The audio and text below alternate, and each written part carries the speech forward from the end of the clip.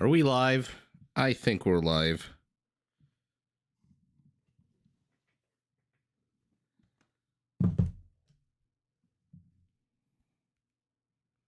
Hi, Brian.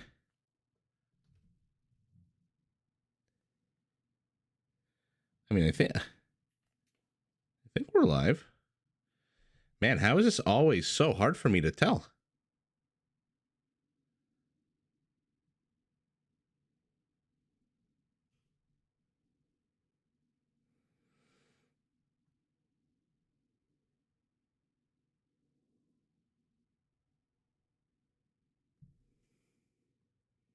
Hi, your mom.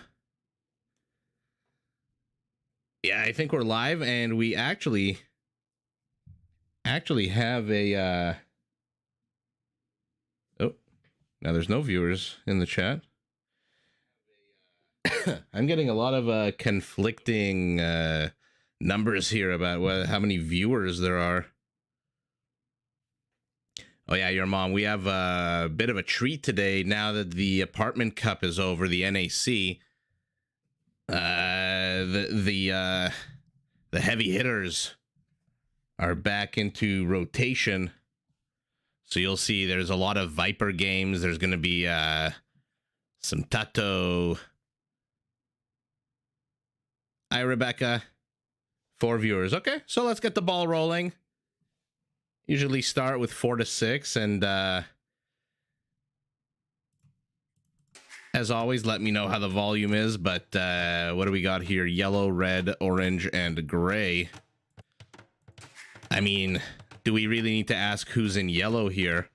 We've got the Viper playing as the Vikings. His teammate, Richard, as the orange Dravidians.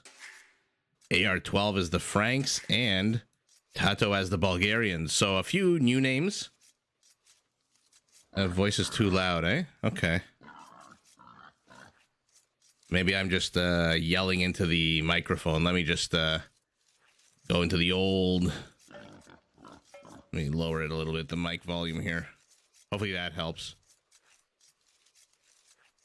Team North, we've got Samaro as the Blue Lithuanians and Teal Margugu as the Spanish, Zastosi as the Malians, and Andre as the Tatars. You like the gray cows? You mean the ones on the left, or this dairy cow here with the black and white? That helped a lot. Okay, good. Hopefully it doesn't ruin the volume of the game, but I don't think so. I think it was just the mic setting. So to start off here, we've got a bit of an okay game. The map doesn't look like it's too disgusting or gross. The part of it between Samaro and Tato's base, there's 1 wall off, 2 wall offs.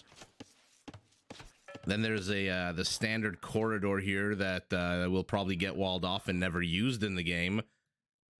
And then the part between Viper's base and Andre is basically 1 opening, 2 openings to the north, and 1, 2, 3 to the south, with a bunch of boars. Now, I am very excited to this game just because there's so many good players. I'm interested to see Beastmaster mode for these players, see how many boars they can pull. Viper moving out with a scout. This game has, as you can tell, no doubt, there's a lot of high elo players here. Some of the games that I saw, and will tell because I don't think any of us will recognize. Oh, Mr. Nameless, who shall not be named. Welcome. Oh, nice. What kind of whiskey are you drinking? Fubar, yeah, I managed to get a Viper game. What I didn't manage to do is remember to look up huge trees, so we are still stuck with small trees. I have just had a whirlwind day of... I stubbed my toe, and, you know, it just got worse from there, but... Knockendo 20. Well, I've never heard of that brand of whiskey. Where's that from? Is that an American whiskey? In any event, as I was saying, these what's it called? These players in this game, for example, we know who they are. They're high elo players, but some of the players you'll see we don't recognize. I did download 1 or 2 games where it's like the Viper on one team and Valis on the other, and then the rest of the players are all like 1200 elo, 1000 elo. And so those might be a bit of fun. They might they might suck, but whatever. Ooh, single malt is pretty good. Rebecca knows. Oh, it's Scottish. Okay. You know Glen Morangi? That is my wife's and my favorite single malt Scottish whiskey. Atlas, I stubbed my toe on a kitchen corner. It was not fun at all. Viper moving out with a villager, looks like. And a scout. Is he out of wood? Why did he build? Yeah, he's out of wood where he couldn't even finish the wall up here.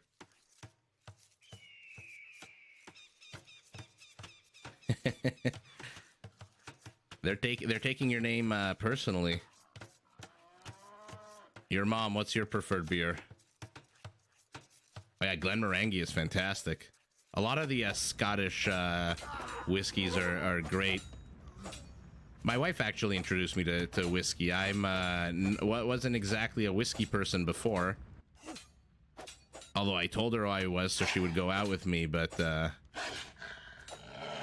she AR-12 with the first bore pull of the game, it seems like.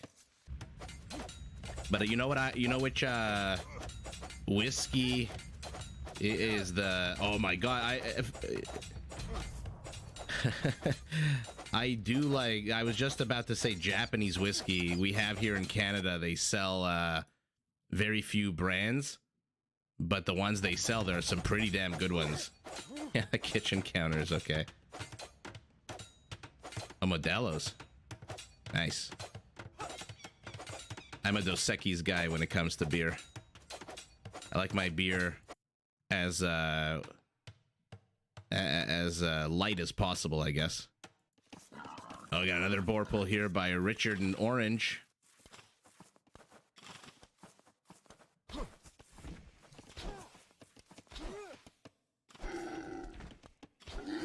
No, we don't get that brand. Or at least not that I've seen. Our selection here, one of the cool things about the US whenever we travel is the fact that your liquor stores, I shouldn't say your, I don't know where, not a fan of Heineken. In Ontario, the liquor is controlled by a government body, so you really can only buy hard liquor in one location, which is a government store. Whereas in places like New York City, one of the things I love about it is just there's so many random private-owned little stores. Blue here retreating Tato on a warpath. A little tiny warpath, let's call it. 2 men-at-arms. Okay. Moves one villager away. No hammer in his hand, so not too sure what this villager is for. At the same time, look at Viper getting pushed in on here by Andre.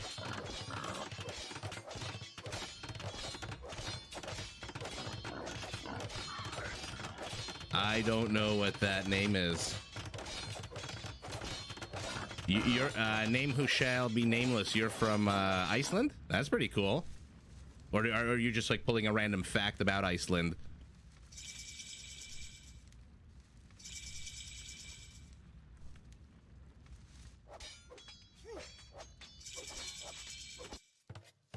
Viper decided to wall himself off with a bit of stone this time, defending a defensive tower here.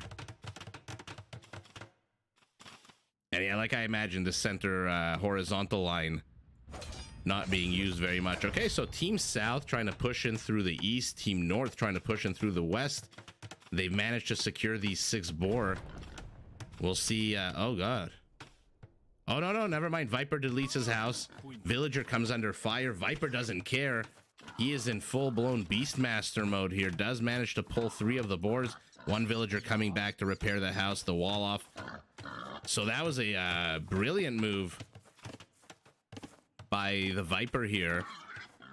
Deletes his own structure. Always a surprise to people. Oh, you're a Kiwi living in Switzerland. Okay.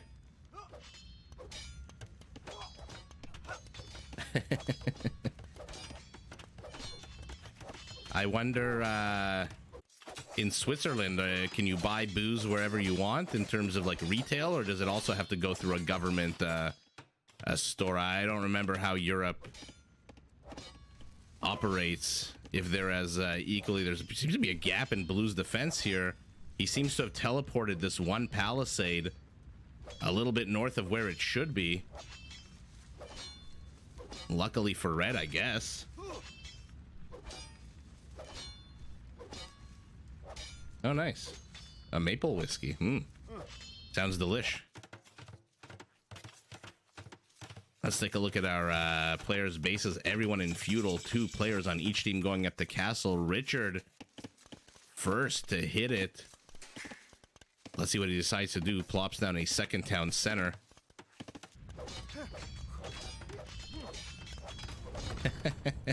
Well, look, these men-at-arms are doing something. They're more useful than they usually are. Oh, yeah, that sounds amazing. Here you can't. Here there's one store that's controlled by the government. They recently, a few years ago, started selling beer in grocery stores. So you can actually now buy beers, but I think the majority of them are like local beers, local Canadian beers, mixed in with a few international brands. Man, Regine going on a bit of a tear here. Can a bit of a building boom here as our Dravidian AR-12 as well as our Frank. 2 more town centers going up for him. A very defensive castle here by Margugu to help support Samero. Seeing Tato being super aggressive probably no doubt spurred that on, but I feel like Blue has ceded control of a little bit too much here, right? He ceded control of this gold. He ceded control of this stone pile. So his tertiary gold is now nullified unless Tato decides to turn around, which I don't think Tato is going to decide to do. Yeah, Brian, of course, I saw it live. That giant rubber ducky that floated into our harbor in Toronto. That was... and then floated out. Oh, just barely survives, does this Dravidian villager. Yellow pinging here.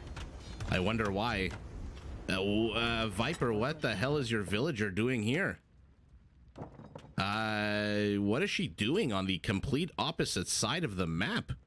And where is she going now with an axe in her hand?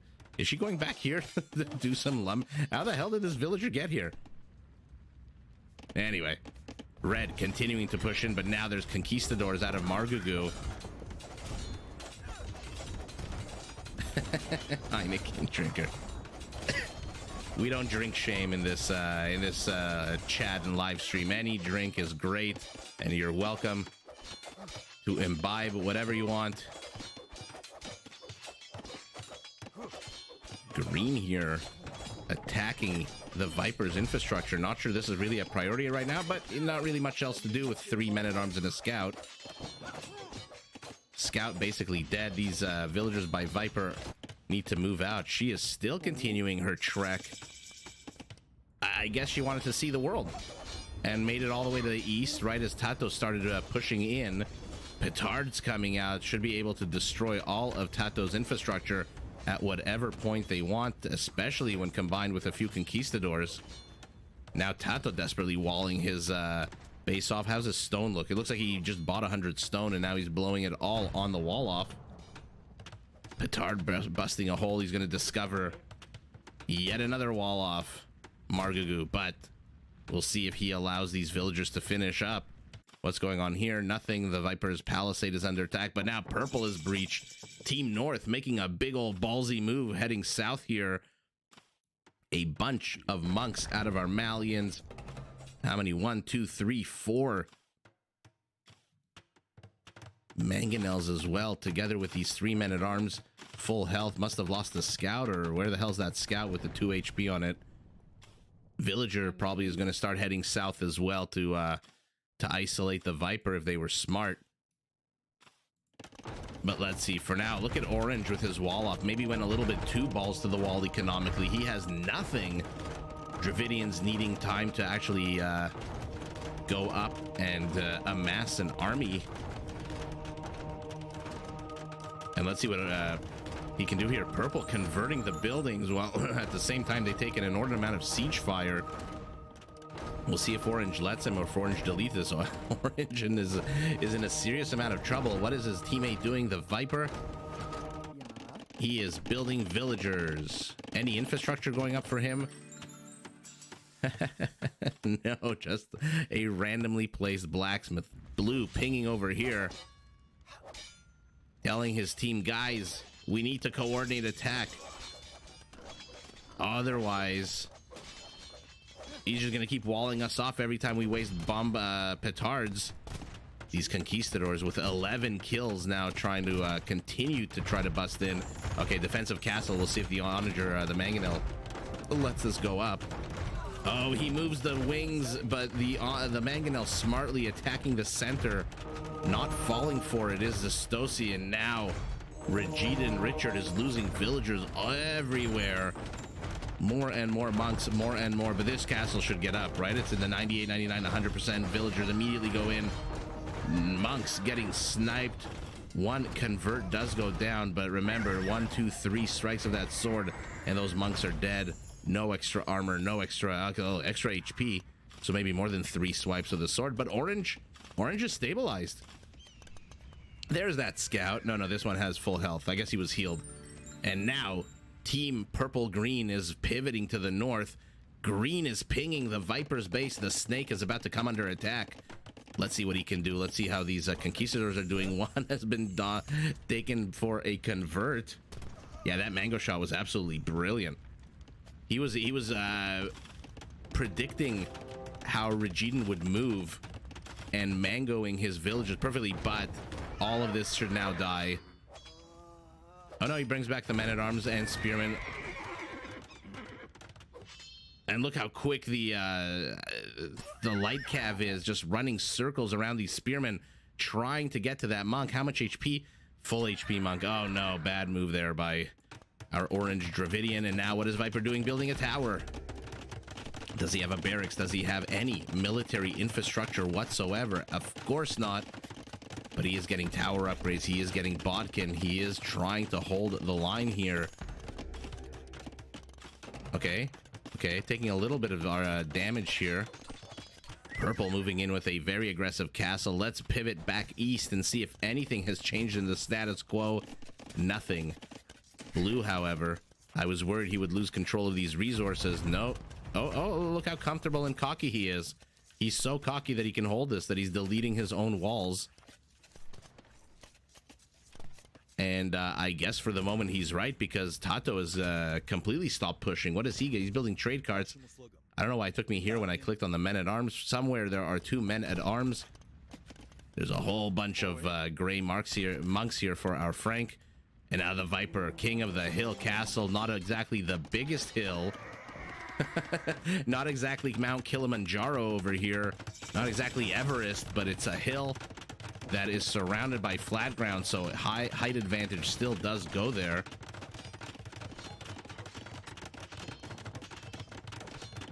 Yeah, there's a big debate about the conquistadors, whether or not they're just too powerful, but what's this in the back here? This one annoying scout cavalry. Turn your villagers around and attack it. Instead, he's seeding farms, not realizing that this scout is slowly picking away. There we go. There we go. The mob has turned around, pitchforks and torches in hand. And now the scout is surrounded and the scout is dead. Okay, so the Viper is stabilized here. Now finally building some siege workshops. Orange seems to have stabilized as well with this perfectly timed Dravidian castle. But Gebetto's out of Zestosi, backed by green spearmen, slowly tickling away at the HP of a house. Center position still closed. What is Gray doing? What is our Frank doing? What is he researching? Okay, Cavalier, he's an Imperial first on his team. Zestosi also hitting Imperial. And now Team North is pushing out yet again. So all the aggression so far this game has been from Team North.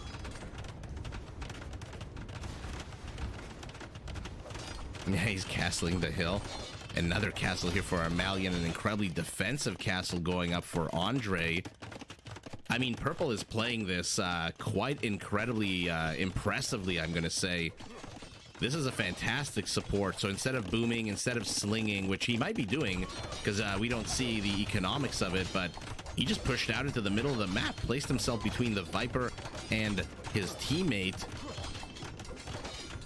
and is trying now to get at the trade. Would be awesome if he could wall this little path here. He must see it, right? No, he doesn't see it at all. He doesn't know that there are trade carts. He's taking over the lake. He's taking over the land. He's taking over everything. The Viper, what are you building? Berserkers are out. What are the upgrades on these guys? +2/+2, not bad. Arson being researched as well, so they should be able to absolutely wreck buildings. +4 attack on buildings. Oh, what the hell killed that? Oh, the Gebettos. Oh, look, there's a little squad of Gebettos. 9 kills on them. More and more players hitting Imperial at the 32-minute mark of the game. As always, 25 to 30-minute mark is when the army started. Tato was putting on so much early game aggression, and now he's the biggest pacifist on his whole team. He's the only one that basically has no army. He's got the longswordsman. Remember the I don't know why it keeps taking me here when I click the longswordsman up here. Oh yes, Frankish paladins are on the way, but as I was saying before I just interrupted myself, he's got no army red.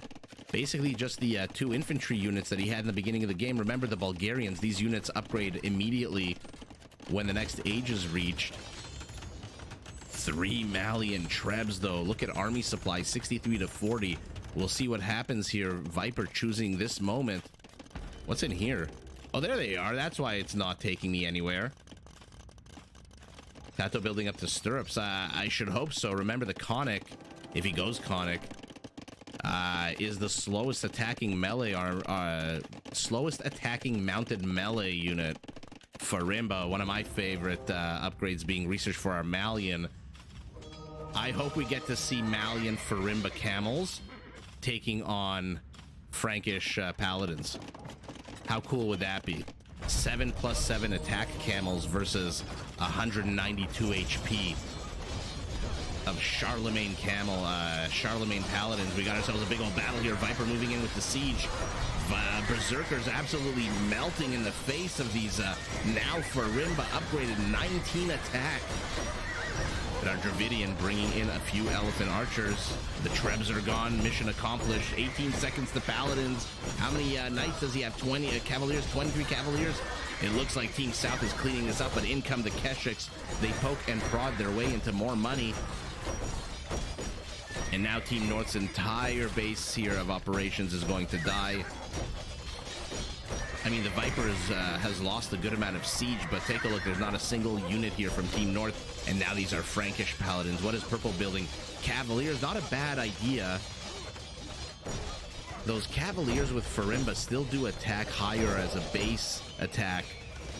Oh, look at them. I love when they throw their Kapingas in the air. They're just hanging out, testing the balance of it, making sure that they can whip it at somebody's head and absolutely kill them.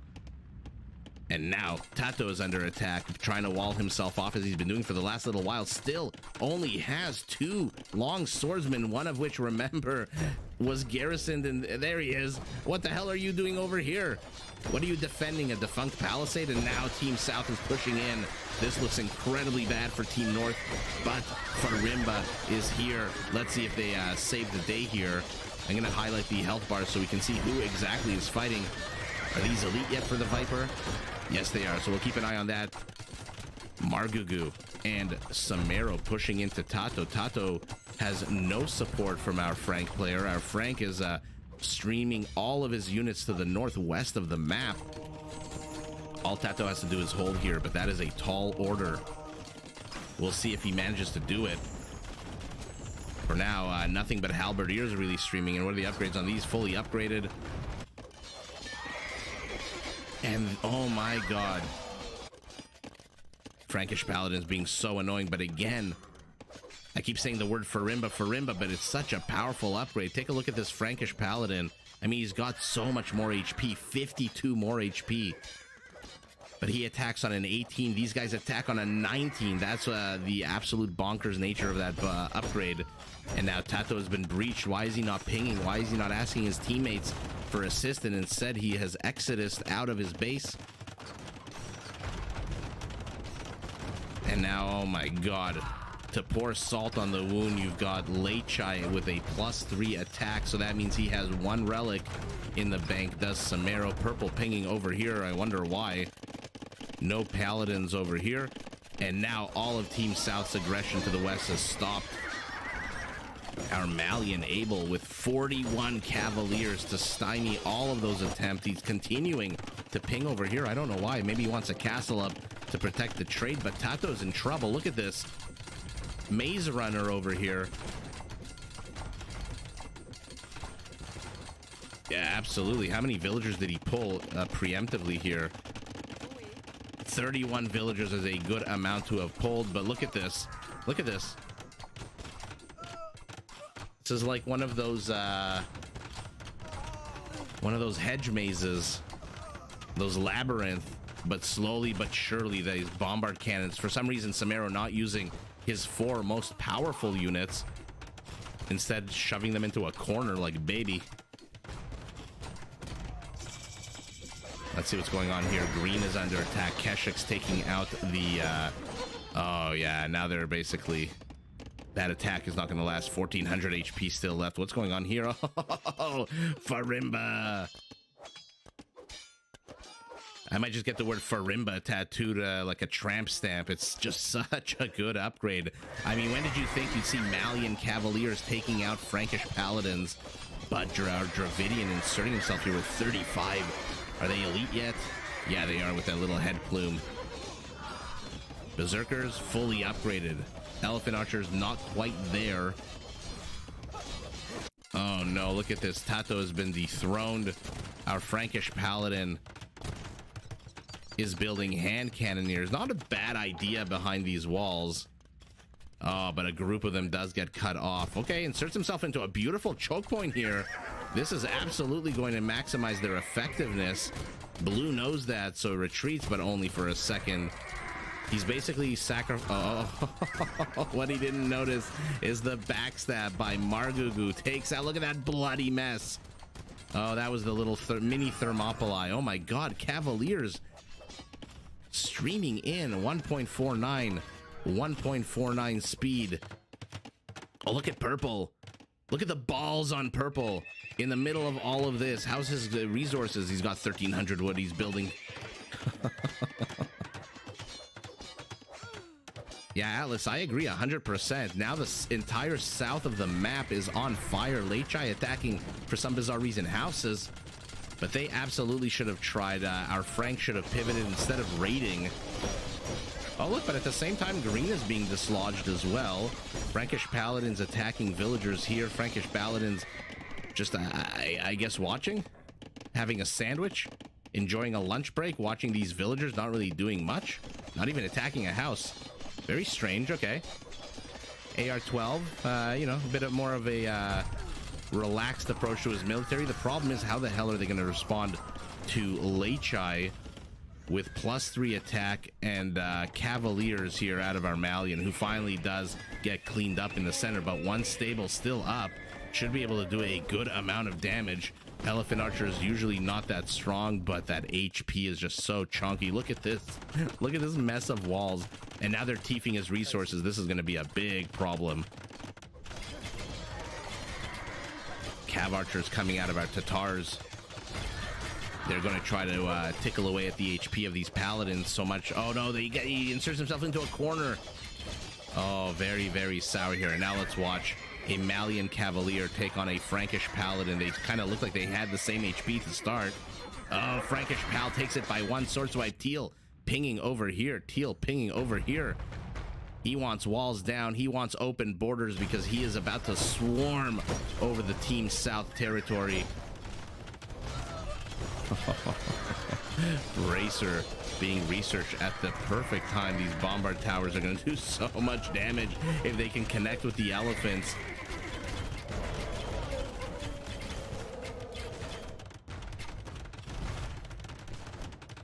Oh, he uses counter? Yeah, okay. I mean, it's a strategy that can work, of course, as long as your teammates hold. In this case, though, Tato is not holding. He's got a very defensive perimeter around the edge of the map. This is where Terra Firma ends here. Okay. Is he going to make the same mistake as we saw last game someone else make, where they reveal their villagers here? Yeah, he is. He's attacking these villagers instead of just leaving things alone the way they are and letting Teal discover in a few minutes. Instead, now Teal will discover that there's more units there. And now our Frank has been dislodged, and it really does look like Team South is about to GG here, despite the fact that our Frankish player has been raiding non-stop, and despite the fact that Green has been dislodged from his base. The slow elephant push, but they're pushing into bombard towers. I guess they don't care. They've got Viking Siege. They've got 9,000 HP.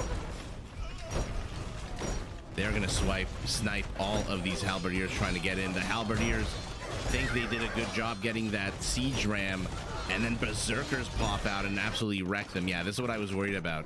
You alerted your opponent that you're still mining here as opposed to just leaving them alone. And just hoping that they leave you alone for another 3 or 4 minutes. And now more and more Oliphants. 81 elite elephant archers for our Dravidians. Should be able to get a Treb here. Okay, they're pushing back. They are absolutely pushing. Who is building so many town centers? Our Frank. They do have the top score, and they do actually have hope now, because take a look. Bulgarian halberdiers mixed in with no fewer than 33 of these elephants. That's a lot of HP of elephants, guys. 9,000 HP of elephants. What they're missing here is Trebs or siege of some kind to help bust through the defenses. Another Treb enters the wrong neighborhood, but a little too slow to make it pay. You see these, you've got a good army here of a meat shield, but it's weak as shit. These halberdiers are not going to destroy this archery range anytime soon. All that red is doing right now is giving blue time to get back into the game and get organized, moving forward with 6 trebuchets. And Team North is now pushing them back here. Scores are incredibly close. Oh yeah, they are Dravidians, right? Let's actually look at the speed that they fire. 1.4. Oh man, the Dravidians. Yeah, I don't know that you can stop at 10,000 HP of elephants unless you go bombard towers, but those miss a lot. And what is blue and teal? What? First of all, where the hell is teal? After an initial push, what's his army? 47 halberdiers. Where are they? They must be to the north here. There they are, pushing back Viking Siege, getting ready to take on berserkers and elephant archers as the Tatari heavy cavalry archers rain hell upon anything and everything that moves in front of them. Oh, but Frankish paladins, fully health Frankish paladins. For some reason, purple hanging back here. I mean, not for some reason, it's in the safety of these bombard towers. Oh god, look how quickly they die to the bombards. Oh no, AR-12 throwing away a few too many paladins here. And look at that, Team South has absolutely stabilized. Oh, no attack rounds out of Tato. Will lose 1 or even 2 or 3. Oh no, never mind. Going for the gutsy unit, gets surrounded by halberdiers and absolutely wrecked. The problem is he is being pushed out of this position. The problem for blue is there's no freaking resources here, so there's no real point in pushing him out of this position at this point. You should have done that 10 minutes ago. Trade in full swing here for Team South, but it looks like even more trade for Team North. Somehow Team South still has the score lead. Army supply, they are down about 60 army supply. Viper continuing to build more and more infrastructure. Purple's infrastructure. I mean, I loved Purple's move out in the beginning of the game, but now that infrastructure is being torn down. So a bit of a stalemate to the south. Nobody really wanting to push into how many? 7 Bulgarian siege onagers. And now we've got one of the funnest named upgrades in the game, the old Bilbo Baggins upgrade. That's going to give a bunch more melee armor. Oh, don't engage yet. You have 9 seconds, 8 seconds. Look at the melee armor jump. Oh no, never mind. I forgot it's Sorry, I had a bit of a brain fart there. Oh god, oh god. Oh god, late chai, late chai, late chai. What a disgusting, disgusting death. Oh. Oh my god, how many kills on these onagers? 59 kills, 9 of which is friendly fire. That was an absolute brutal massacre of late chai. Take a look at army supplies now. Villager count basically identical. Army supply double for Team South. Their score lead is widening, but they're running into a few too many bombard towers, a few too many Tatari cavalry archers. Green pinging over here. Interesting choice. Are they going to try to open up a secret front? How many castles is the Viper building? Yeah, absolutely holy shit moment there. These late chai, take a look at their HP. They're down about 1,000 thanks to those mango shots.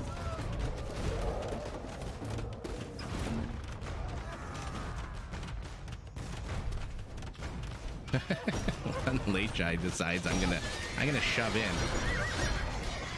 Oh, this is I don't know if this is just a full-on frontal attack uncoordinated, or if this is some kind of brilliant 4D chess where these Malian Cavaliers are being drawn out by the siege rams and then getting picked off by how many 36 elite elephants while they try to connect with those rams. But the elephants are starting to suffer here. Late chai yet again streaming in. We'll see if they do any better. No, they take another big old shot to the face. Oh my god. But they close the ranks, not quick enough to get those onagers. Why are you here with 2 blue trebs? Yeah, you see, if Team North really wanted to do something disgusting right now, they would charge through this alleyway and just insert themselves here and do a desperate last pitch, last minute attempt, but no. Wow. Look, their bodies are still here. Look at this.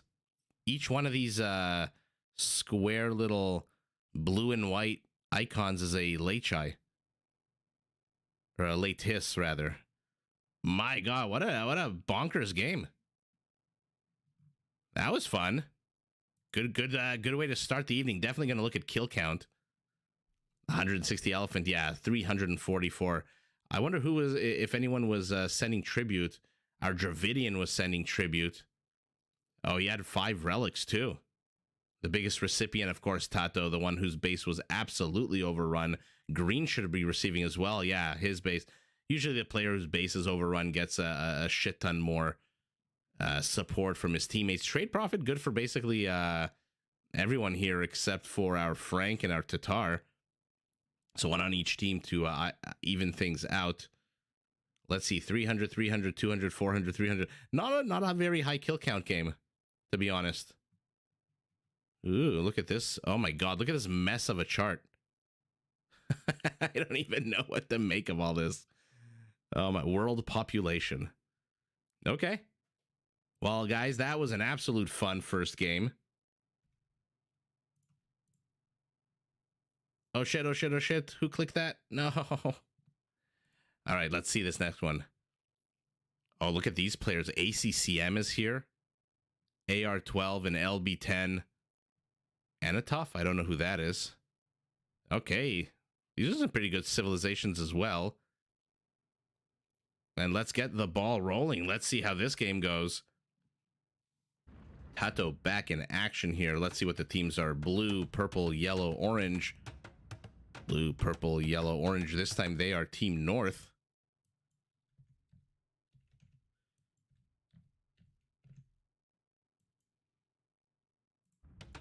And away we go. Let's take a look in blue. Samero this time playing as the Italians. The Viper in his characteristic yellow as the Turks. ACCM as the Bengalis. And Zasosi as the Vietnamese. One of my personal favorite civs. I love the Vietnamese civilization. Hindustanis by Anatov. Does anyone know what the MYI clan stands for? Is he a strong player? Okay, that's good to know. I mean, he's spawning opposite Zatosi, so he's going to have to be a bit tough. Because, like, Sito, I think, is in that clan as well. If you know what that clan is, let me know.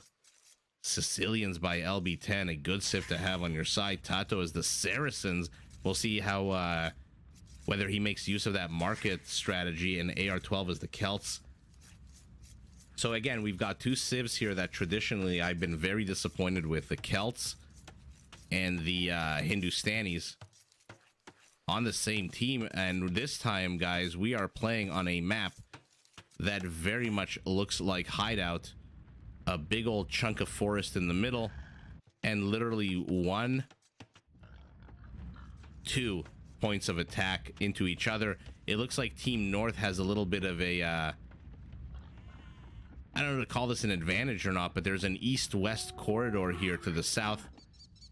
This one road that currently is in possession of Team North. We'll see how long it stays in possession of Team North, but for now gives them a second avenue beyond this one to the north that they can reach each other. And I like that the teams kind of spawned close to each other. Teal and green, red and gray, yellow and blue, and orange and purple. When they can all fit on one screen, not too far zoomed out, it's pretty damn good. Okay, let's see what happens here. We've got a the usual mess of scout cav and villagers. Absolutely no one making an attempt to wall this part of the map off. Not Teal, who has a scout here together with green. Gray and red patrolling, blue and yellow making no issue of this. Viper. I mean, there's a palisade wall here, no, that they can try to bust their way in through. Okay, so AR12 is basically walled off his base now at the 4-minute mark of the game. Not something we see very often, but Samaro in response says, you want a wall here? That's fine. The relic is on my side of the map. The gold is on my side of the map. Any boars to be lured anywhere here? No, there's a lot of berries, deer, and the usual one boar. It looks like there's fewer boars on this map as well, right? Just a lot of random... Yeah, there's a little clump here. There should be another little clump here, yeah, and another little clump here. But that's about it. I don't see clumps of 9 boars or anything like that. 3 more here. Okay. So let's see, now that there's only 2 avenues of attack, I wonder if the players will be as aggressive as before. Oh, God. What happened there? Looks like the Viper managed to bust his way in, but now he's going to have to push, move back because his teammate is completing a wall off. And like I said, to the east, absolutely no one is making any attempt to wall this off. They are playing Arabia. Red has already, it looks like he's expanding here to the north to get this lake. 4 shorefish is not bad, about 800 food. Lake's being taken by everyone. I'm interested to see how the Viper plays the Turks. You guys think he's going to go cav archers, or what is this again? Oh, he broke it so he could sneak in villagers. You think he's gonna go cav archers, or you think he's going to try to go the big old gunpowder units and just wait until he gets to castle and masses all of these huge powerful units? Blue pinging over here, not too sure why. There's still a gap.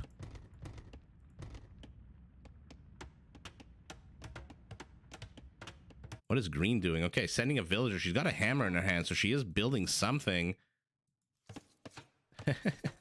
Teal getting as much scouting as possible. Green moving forward with 2 militias. Okay, now the wall off is starting.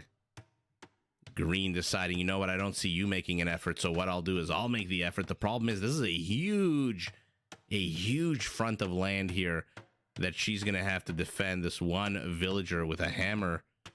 Purple pinging over here. I wonder why. Okay. No real boar pulls, no boar master, beast master in this map. Not that many. Purple now pinging here. Has he seen any portion, or is he just moving forward? Okay, let's watch Purple's decision making in real time. He's gonna move forward. Then he's going to notice that there's a wall off. Let's see what he does and how he reacts once he notices. him and his 3 shepherds that he's leading here to the south. Oh, they run upon the green palisade. It is still about 3 inches away from being completed. Green has to hurry up here. Do the old 1 click on each one strategy. Oh, immediately puts up a tower. Does Zastosi. And let's see how Anatov can deal with this tower here. And like I said, you can wall this off. This is a long way to wall.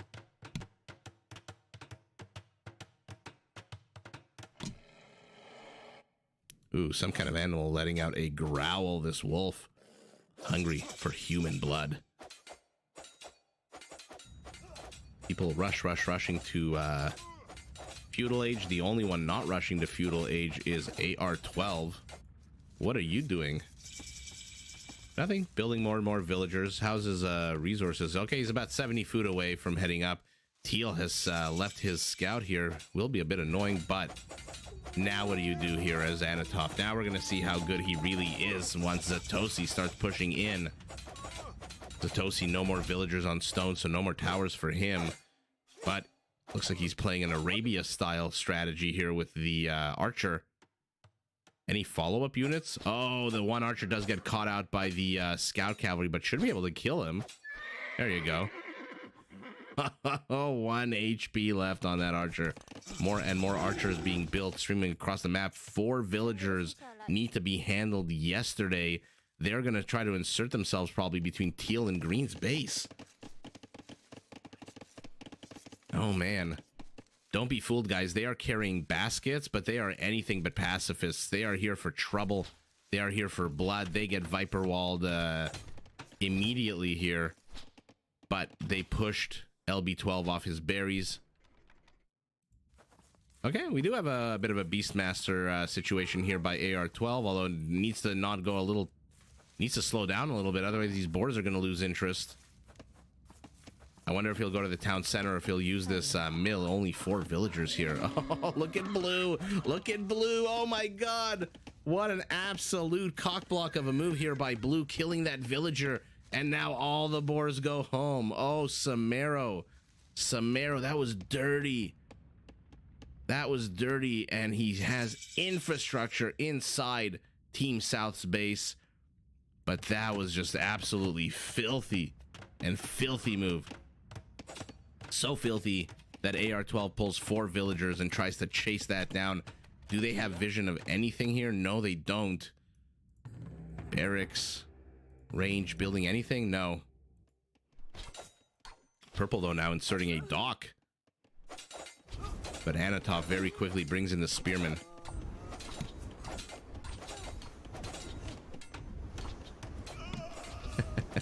Fire galley as well.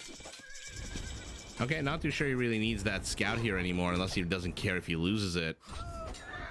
Yeah. Okay, more and more players hitting castle. Red as well. So we're going to have 2 players on each team in Castle Age. We'll see what they decide to do with that.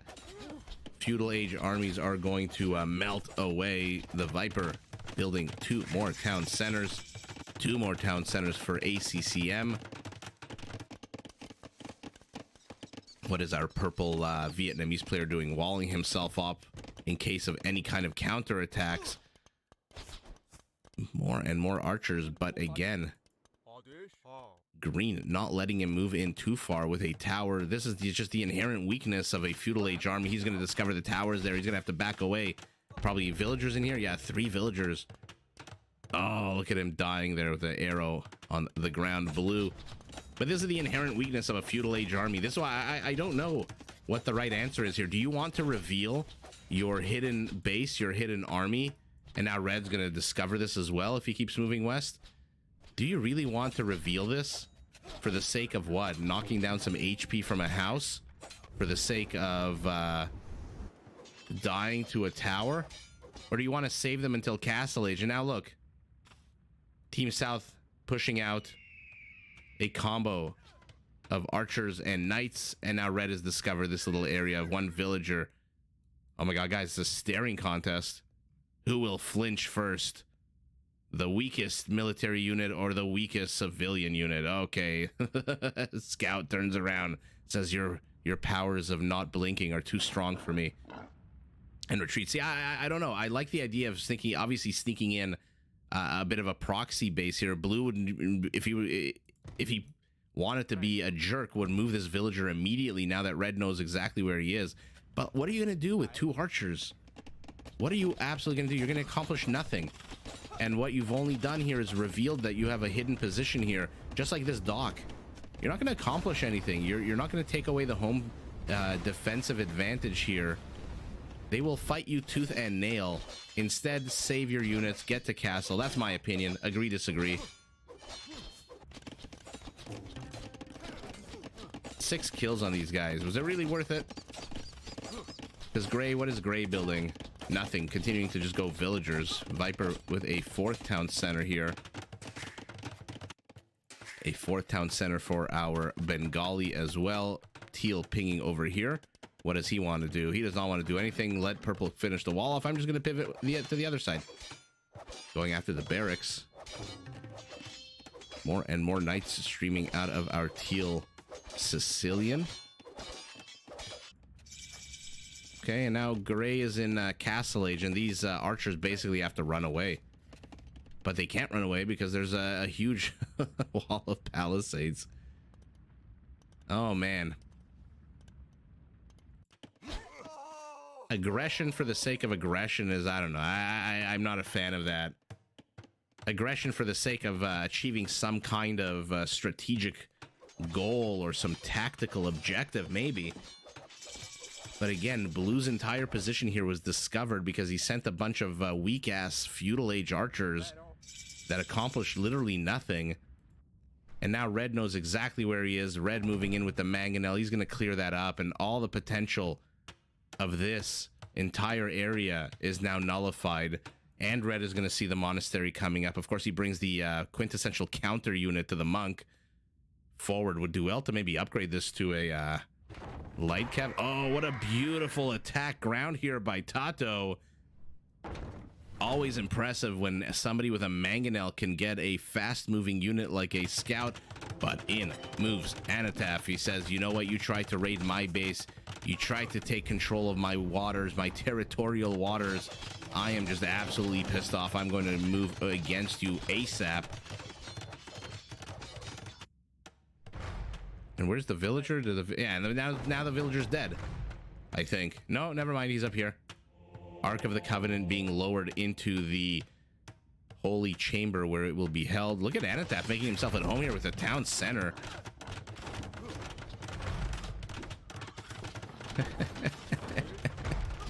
Oh, I love to see it at the 23-minute mark of the game. Blue will be first to hit Imperial. Our Italian last looks like it's going to be Zastosi with his army of feudal age archers with 7 kills on them. And now this is the stage of the game where things are going to explode. The Viper, like I said, I wonder if he's going to go cav archers or if he's going to go gunpowder. 1 spearman or 2 spearmen should be able to wreck this entire mangonel slash scout line. But instead, this archer continuing to circle around. We'll see if he manages to poke and prod at this mangonel. Mangonel does not notice him. Get into the minimum range. Get into the minimum range. There you go. Oh, man. Minimum range, so annoying. Look at this little tango of the mangonel. AR-12 is probably going to have to hit his own unit, his own mangonel with one to the south. Oh, no. Now the archer. Oh, not microed well enough. Green has busted his way into the Vietnamese base. What is our Vietnamese player doing to respond to this? He is going up to castle. Anything on stone? Only 3 villagers on stone. I mean, okay. You have got a monk. You are researching redemption, so this mangonel might actually just be yours in a second. Let's see if he manages to get the convert on it. Okay. Beautiful, beautiful, beautiful here. That extra, oh, what a nice attack round here, but it fails. Oh, he's gonna lose the mangonel. He's gonna lose the monk. Lead the mangonel away from the monk. Away from the monk. Why are you making it easier for this light cap to snipe both your units? Gulam's moving forward. An annoying wolf decides to tag along. What a fun unit to watch as it runs around. It's incredibly fast. Remember, these spears can attack multiple units at once. Any upgrades on them? Absolutely not. Only defensive. House HP being tickled down, but a villager repairing. So these Gulams are basically done. And now Blue's entire position here. I mean, Blue... I don't like to second guess players, but Blue really, I think, should have waited to reveal his units here out of these... out of that barracks and the archery range that he built. The Viper seems to be going siege. Bombard cannons, no doubt. Blue is loading up on monk upgrades. Illumination as well. My goodness. Where are his monks? So they're going to heal basically twice as fast. Let's pivot back east and see what the hell is going on here. A few feudal age archers taking on a castle. Okay. Our Vietnamese has upgraded these to crossbows now. What is he going to build as well? We got some battle elephants, Bengali battle elephants in the mix by ACCM, who, unbeknownst to me, at least, has been booming like crazy. 126 villagers for him. Highest villager count in the game. Theocracy also going for Blue. Blue thinks he's playing the Aztecs here. Well, let's take a look at purple and orange can dislodge this green position. Anatov really making himself at home here. And now Teal is joining in with a few stables. Let's see if he gets Hauberk for his... Does he have any? No knights out on the field just yet. Viper. Yeah, Viper loves castles. Tell me about it. Last game he built, what, like 7 or 8? Yeah, he's going Janissaries and bombard cannons. I figured he would go gunpowder in a team game like this, especially when he's under no pressure, under no immediate attack here. Give him time to grow his economy. Give him time to get out those big old juicy Turkish heavy hitting units, and he is just going to swarm you over with them. Teal pinging over here. There is a counter attack by Team North. Not really much here to... Look at this one elephant and crossbow keeping this gate open. Crossbows have to be careful though. Gulam's a bit of a weaker version of a Huskarl. Orange wasting a lot of HP getting attacked by this castle. And Cavaliers soon to be out for our Sicilian. Okay, so Team North is pushing in through here. Viper with a third castle. Oh yeah, Atlas, 1 or 2 mangonel, or rather 2 onager shots here. And the entire... Oh, and look, they're placing their trade here as well. This might be a huge point of contention if Green realizes that there's these marketplaces here. Okay, it does get rid of the gate, so now these elephants are free to be free range elephants. Of course, we are watching a pro game, so absolutely no murder holes artillery being researched for the Viper, adding an extra juicy range to his 4 bombard cannons. Should be at a +2. But Saracen Hussars from Tato might want to contest this. Viper gating these guys in here. Look at this little nook that he's created for them. Absolutely wonderful. Tato's castle does go down, but does Tato care? He's massing more and more Hussars. Upgrades on them, not exactly at their highest. Finally getting... I'm trying to click on show you. Blast Furnace. Uh-oh, Viper's in trouble now. That house is down. Oh, immediately rebuilds. Are they going to go for the Trebs? They're probably going for the Trebs, right? Yeah, a few of them for the Trebs. Oh no, Viper deleted his own gate. And now these Trebs are in trouble. These bombard cannons are in trouble after all these upgrades, all this money spent on them. Oh, all the Trebs are down, and now these Hussars, my god, can they take arrow fire from a castle? And all of the heavy-hitting units of Samaro and the Viper have been nullified by a few cheap trash units from the Saracens. My God. What a brilliant play here by Red, who is now moving in. They cut a path here. Oh my God, they cut a path. Is he going to notice the villager? Of course he's going to notice the villager. Let's take a pivot back to the... Oh, guys, we've got a beautiful elephant on elephant. The Sicilian... Sicilian battle elephants against Vietnamese battle elephants. Needs to add that 100 HP, make them a nice pothead elephant, but so far has converted, what, 8 elephants? What were their upgrades when they converted? +2 and fully defensive upgrades. Any Hauberk? Did I miss Hauberk here? I'm trying to click on one of these guys.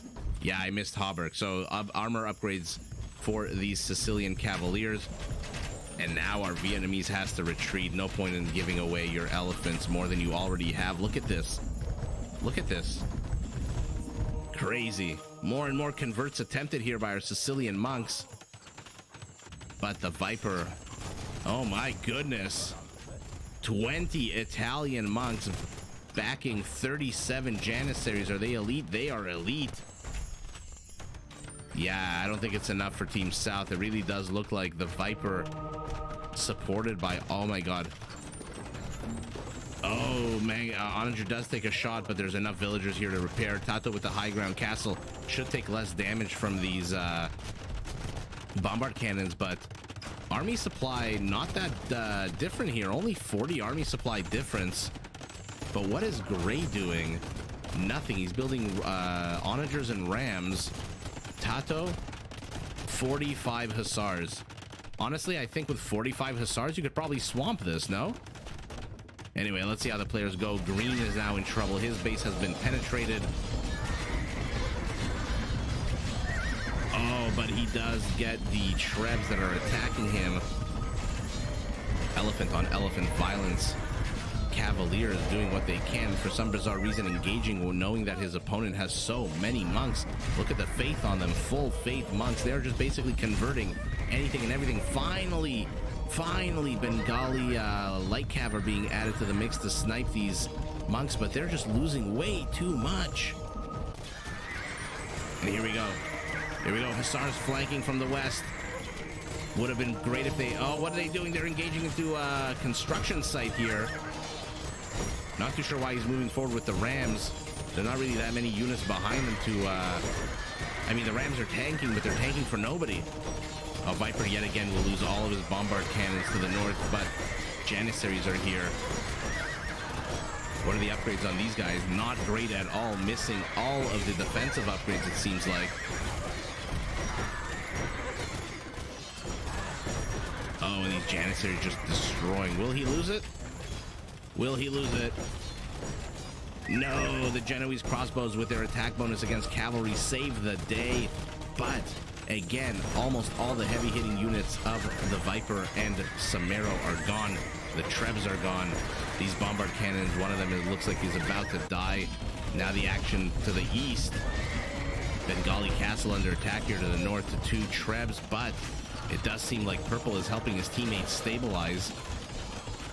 More and more of these green monks are dying, though orange just picking off anything and everything that he can.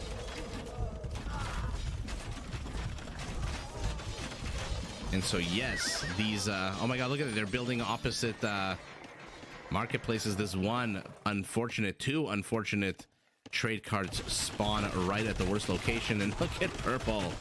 Look at purple wedging himself between green and teal.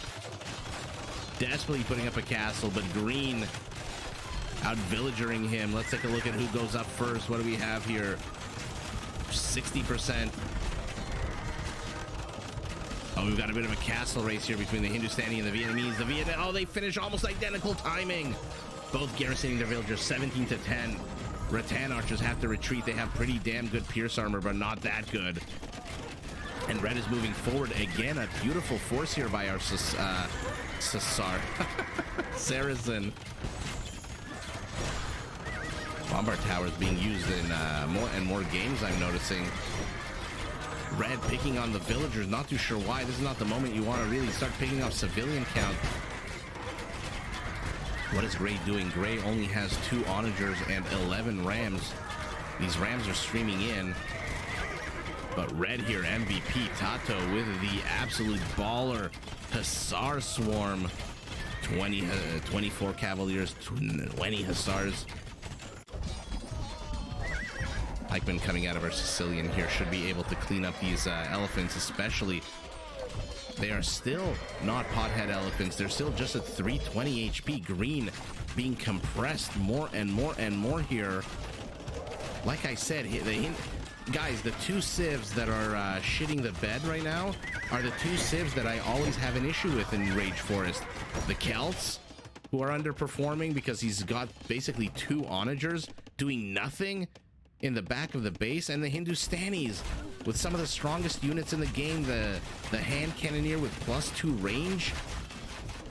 Imperial camels. Oh man, our green is retreating 3 town centers. I don't know why they underperform so much, but now look at this. The Viper has been pushed back. His castles are done. Samero needs to pump out about 100 more of these Genoese crossbowmen yesterday. How many castles does he have? Only 1. His resources are shit. His score is terrible. He is lucky that he's got the Viper on his side. He has just been underperforming this entire game. These Janissaries need to get the hell out of Dodge. Let these Genoese crossbowmen do what they do, which is kill cavalry. Look at this, +5 attack against cavalry. Silk Road being researched, okay. On the other side, we've got a bunch of economic upgrades as well. Look, green is holding, and he's starting to push back with this Treb. I just don't know. The Hindustanis have just been underperforming. I don't know if people assume when they get if they randomly get the Civ, that it's just going to be a very powerful Civ. They don't have to try as hard, but that and the Celt. Look, our Celt is still not building anything but rams. Look at it. Look at this Tango surrounding his teammate with a body of rams, 4,000 HP.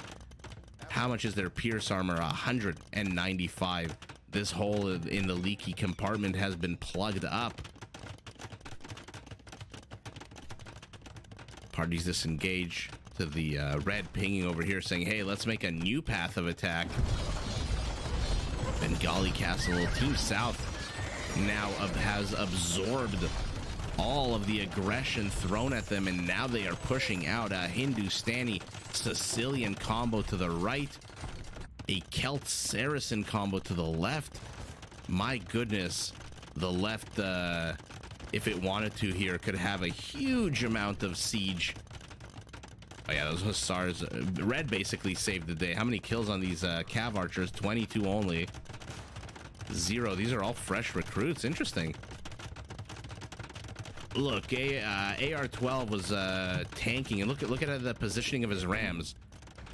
This is a teammate who knows how to play a team game. AR-12. Although again, underperforming, I think, with the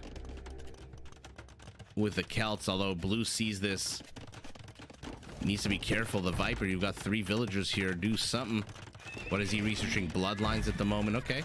And now the Hussars are inside the base. And now okay, they are doing exactly what the Viper does, which is walling shit off. Oh no, now the Viper's army has to pivot completely, a little bit slower than these Hussars, I would say. The Janissaries, oh, these Rams are going to absolutely demolish everything. Team South exploding. How many Trebs here? 8 and 3 makes 11.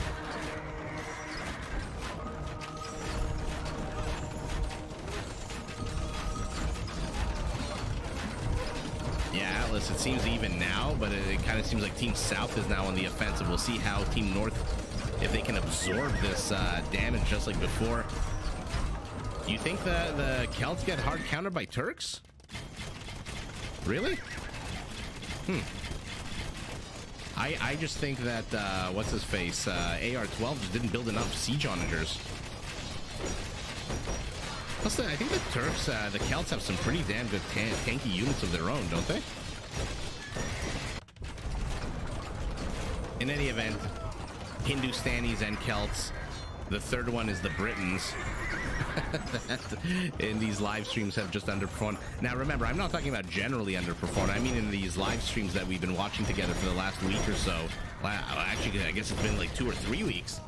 Oh man, have I been live streaming every day for like 2-3 weeks? Nice.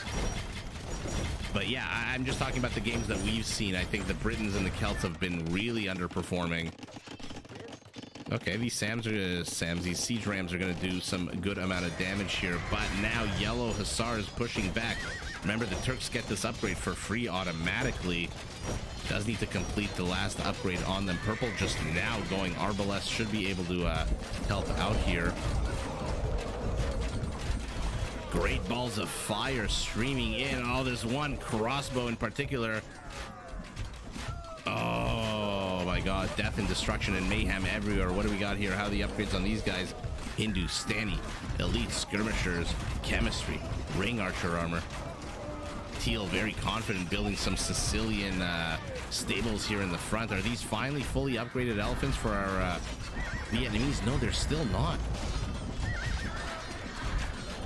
Or sorry, what am I saying? Vietnamese? These are Bengali. Where are the Vietnamese elephants? Where is purple? Oh, he doesn't have any elephants.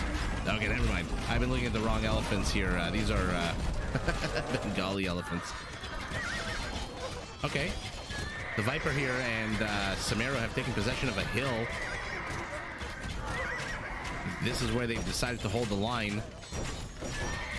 Viper's Janissaries, I think, should be well behind these. I think the Genoese crossbows should be here forward, no? Okay, neither here nor there. They are retreating yet again. Has this been plugged up? Yes, it has. There should be a tree here. Yes, there is an oak. A mighty, mighty oak. But they've got to come up. The Genoese crossbowmen shouldn't be wasting their time attacking these rams. Let the Turk handle those. And now there's something inside the trade of Team North. It is one very irate Hussar.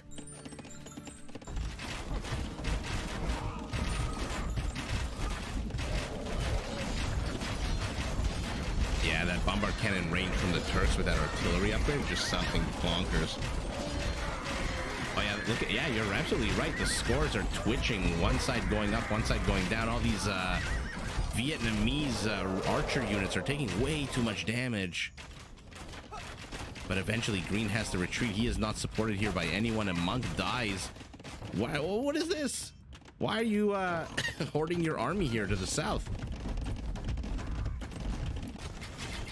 Okay, so Team South has been pushed back to the east. They continue to push forward in the west. But the Viper and Samaro putting up a pretty staunch defense.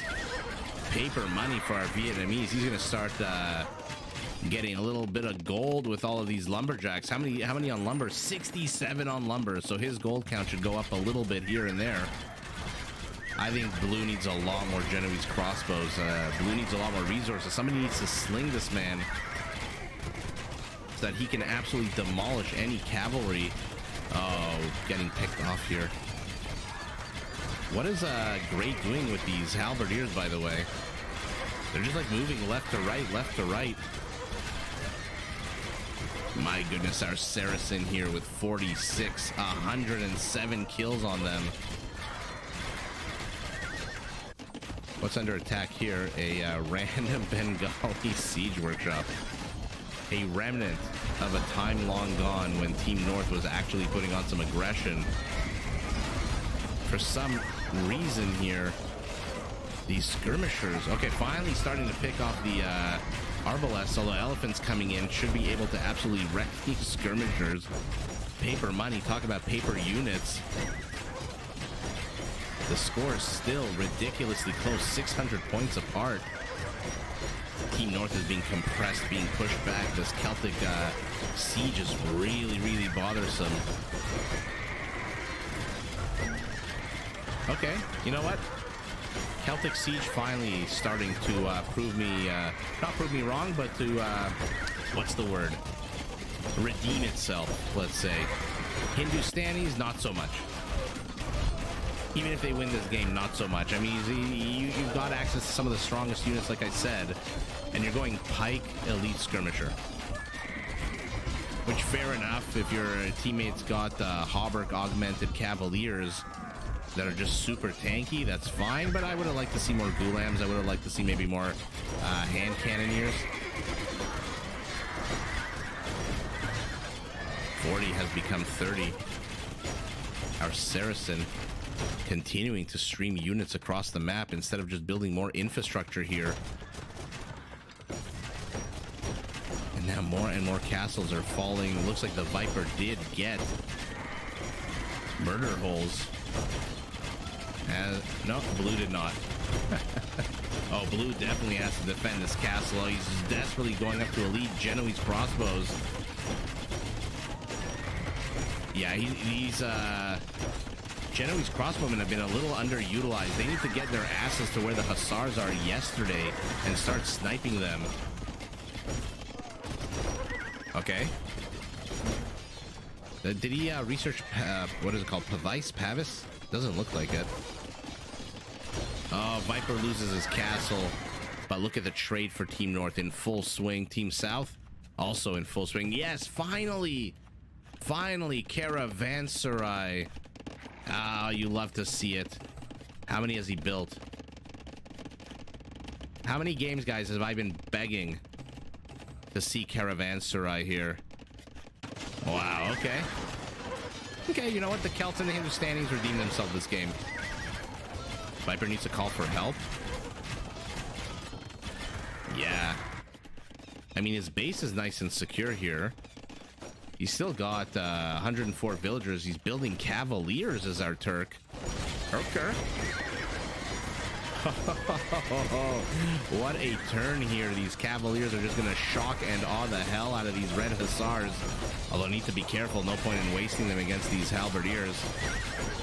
And finally, a critical mass of Genoese crossbows. Elite, 32 of them. And now Saracen Siege is out. You think Turkish Siege is powerful? Saracen Siege pretty damn good also.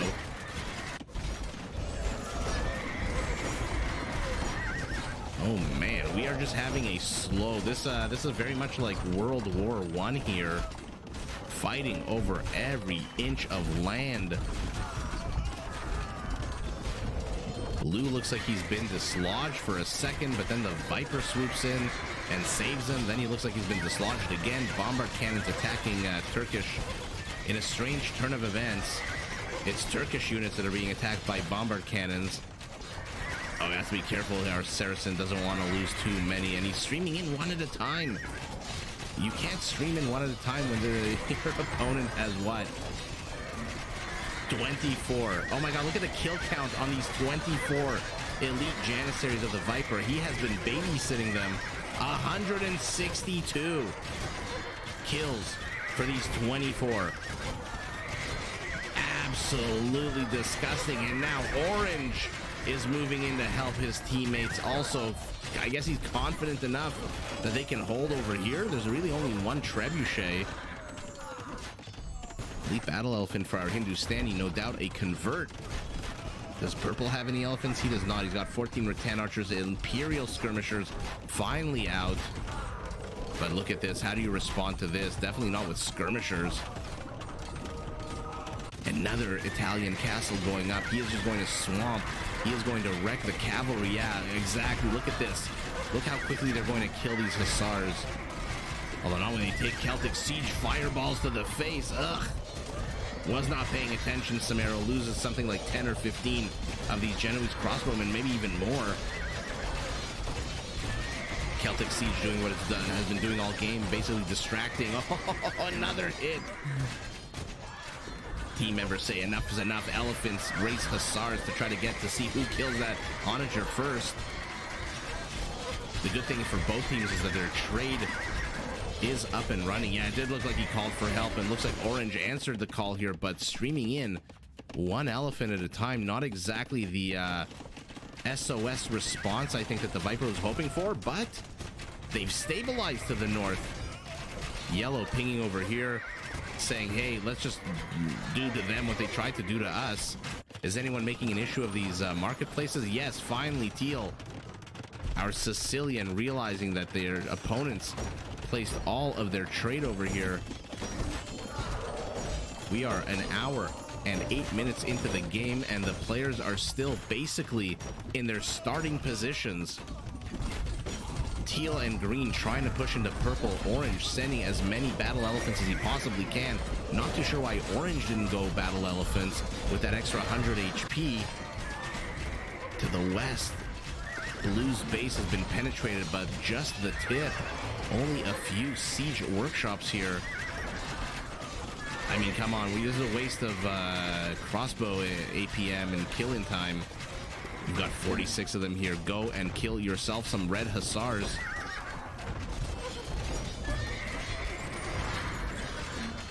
Yeah, the score, my god, it's literally identical.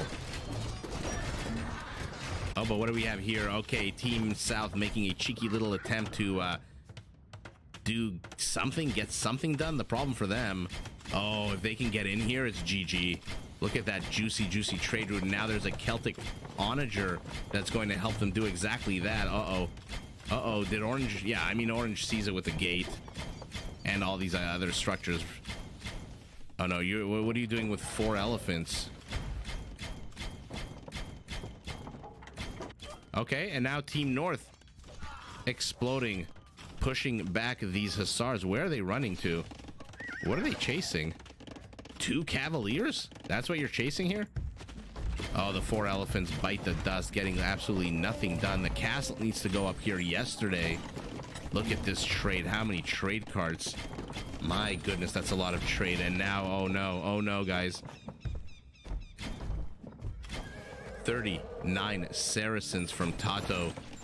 And look at the kill count set from 71. Let's see what it ends up being. No, you don't need to do anything. You don't need to do anything. Just park your ass here. Where are you going? Just park your ass. Okay. Oh my god, what an absolute disgusting. Yellow desperately pinging, saying, guys, our trade is under attack. The Viper, another castle for him. But it looks like Team North has pushed back the aggression here to the west. Red has pivoted his entire army here, but so has the Viper. Stalemate continues. This castle town center combo is just not falling. Hindustani heavy cavalry archers. The score remains 400 points apart. Champions from our Vietnamese. Are you building any elephants? My goodness, no, he's not. And why would he? He's got no defensive upgrades for his mounted unit. So at this point in the game to invest. Oh my god, what an absolute disgusting amount of kills here. But again, Genoese crossbow wrecking. Absolutely wrecking these Saracen units. And now Team North has stabilized a university built to plug up the hole. Although, does it? I don't think this plugs up the hole. They can go around to the left, right? No, they can't. This one tree standing between Team North and absolute chaos. Genoese crossbows extending a little bit too far. Attack, you've got a good bonus against the camels too, by the way. 6. Oh, he's gonna absolutely wreck everything here. He doesn't need to move, he doesn't need to kite, he doesn't need to do anything. Just stand and fight. I think his bombard cannons should be probably targeting these cav archers. Oh, the town center has fallen. The castle is next. But Genoese crossbows here as well, now joining the party, should be able to do a pretty damn good job against these cavaliers from the Sicilian. Absolute bedlam has erupted. Oh my god. 1, 2, 3 fronts, 4 fronts of attack now. Let's take a look at this little attempt here. Oh man, Team North is losing too much trade. Now the Hindustani inserts himself in, but only 9 cav archers. Is there any military here to deal with this? Absolutely not. A 1 derpy elephant is not going to deal with that many cav archers. I don't know why blue is retreating here. He's got the exact perfect counter army. Just needs to micro it a little better. Not too sure it really needs to retreat. I don't know what Viper is doing either. He's kind of moving his Janissaries around instead of just hammering these halberdiers, making them pay the price for thinking they can dare engage into this. Look at how many bombard cannons. 10 bombard cannons. Now the Viper with his heavy camel. How the upgrade? Perfect upgrades on them. He is pinging over here saying, guys, we need to frickin' deal with this. Hello, wake up. Some light cav out of our Bengali is trying. A few more elephants would be nice to add to the mix here. But this isn't bad, you know, your opponent comes to snipe trade carts, and instead you're forcing your opponent to micro. These units are going to die, 100 HP only left on them. The question is, did they do too much damage? Tato may need to call for help now. Yeah, I mean, the score is now 1,000 in favor of Team South just because of all that trade. But again, Genoese crossbows and camels should absolutely wreck everything that Tato is sending north here. The problem is that they're incredibly cheap units that he's sending there. Hussars. He's got 40 on food. He's got 600 food.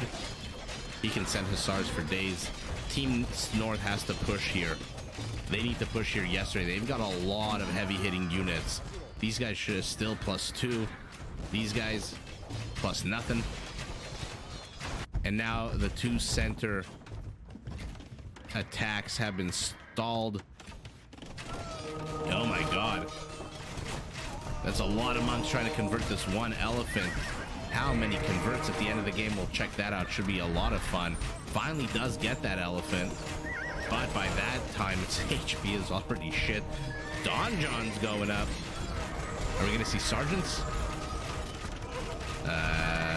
Nope. We're just continuing to see cavaliers. Celtic Siege finally making an appearance, but again, 3 units? Is this really what AR-12 is sending up here? How are his resources? Take a look at AR-12's resources at the bottom right of your screen. 2,200 stone, 3,500 gold. And what does he send for the war effort? An onager and 2 rams. Where is the rest of his army? Where are these 33 halberdiers? Okay, they're finally showing up, but why is he's got enough money switching to paladins?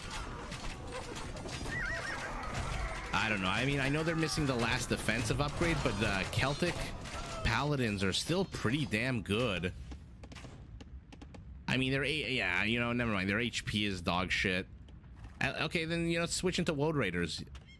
Oh my god, what is he going to do with 4? Oh, he reveals them. Maybe should have cut a path through here.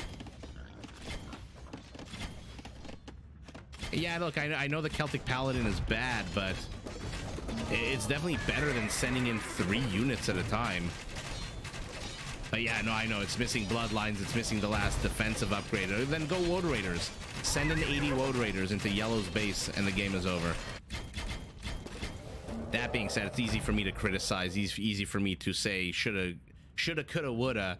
Sitting here in my shorts. Air conditioner still broken. 41 kills on these guys. Let's see what they can get done.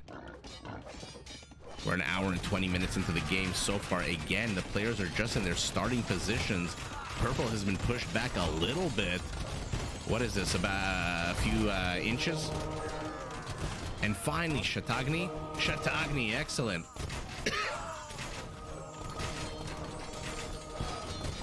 Yeah, Woads would absolutely... I don't know what AR-12 is doing with the Celts. So the Celts, in my opinion, doing a decent job. Hindustani's finally showing up. Hello, welcome to the party. Being repaired by 3 villagers. 9 range on these hand cannons is absolutely bonkers. The problem is Team North is just holding the line on both sides. And Team South continues to just send these clumps of units. I mean, look at this. This is ridiculous.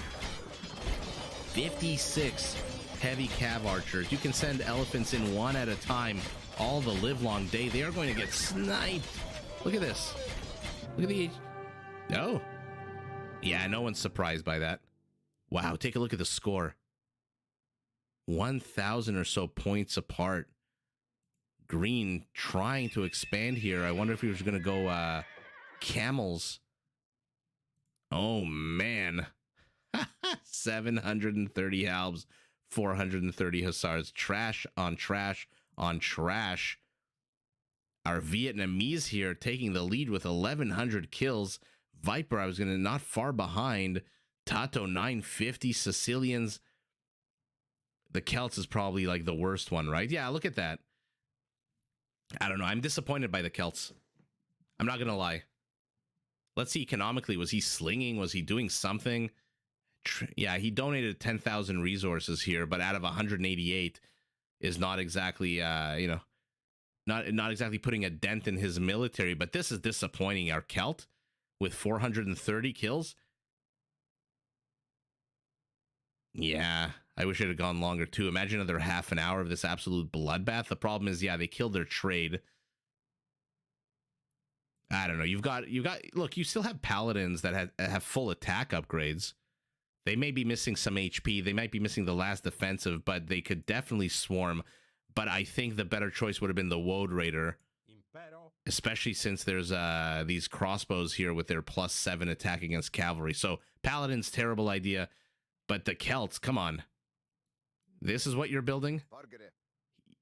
What did he spend all his gold on, by the way? More siege on. Oh, okay, finally building some heavy scorpions. Where were they? Okay. Starting to mass. Look, at the end of the day, they won. So, wow, what a crazy, crazy game. At like the starting positions, barely an indent here into Purple's base. Blue and yellow held the line here. Unfortunately for them,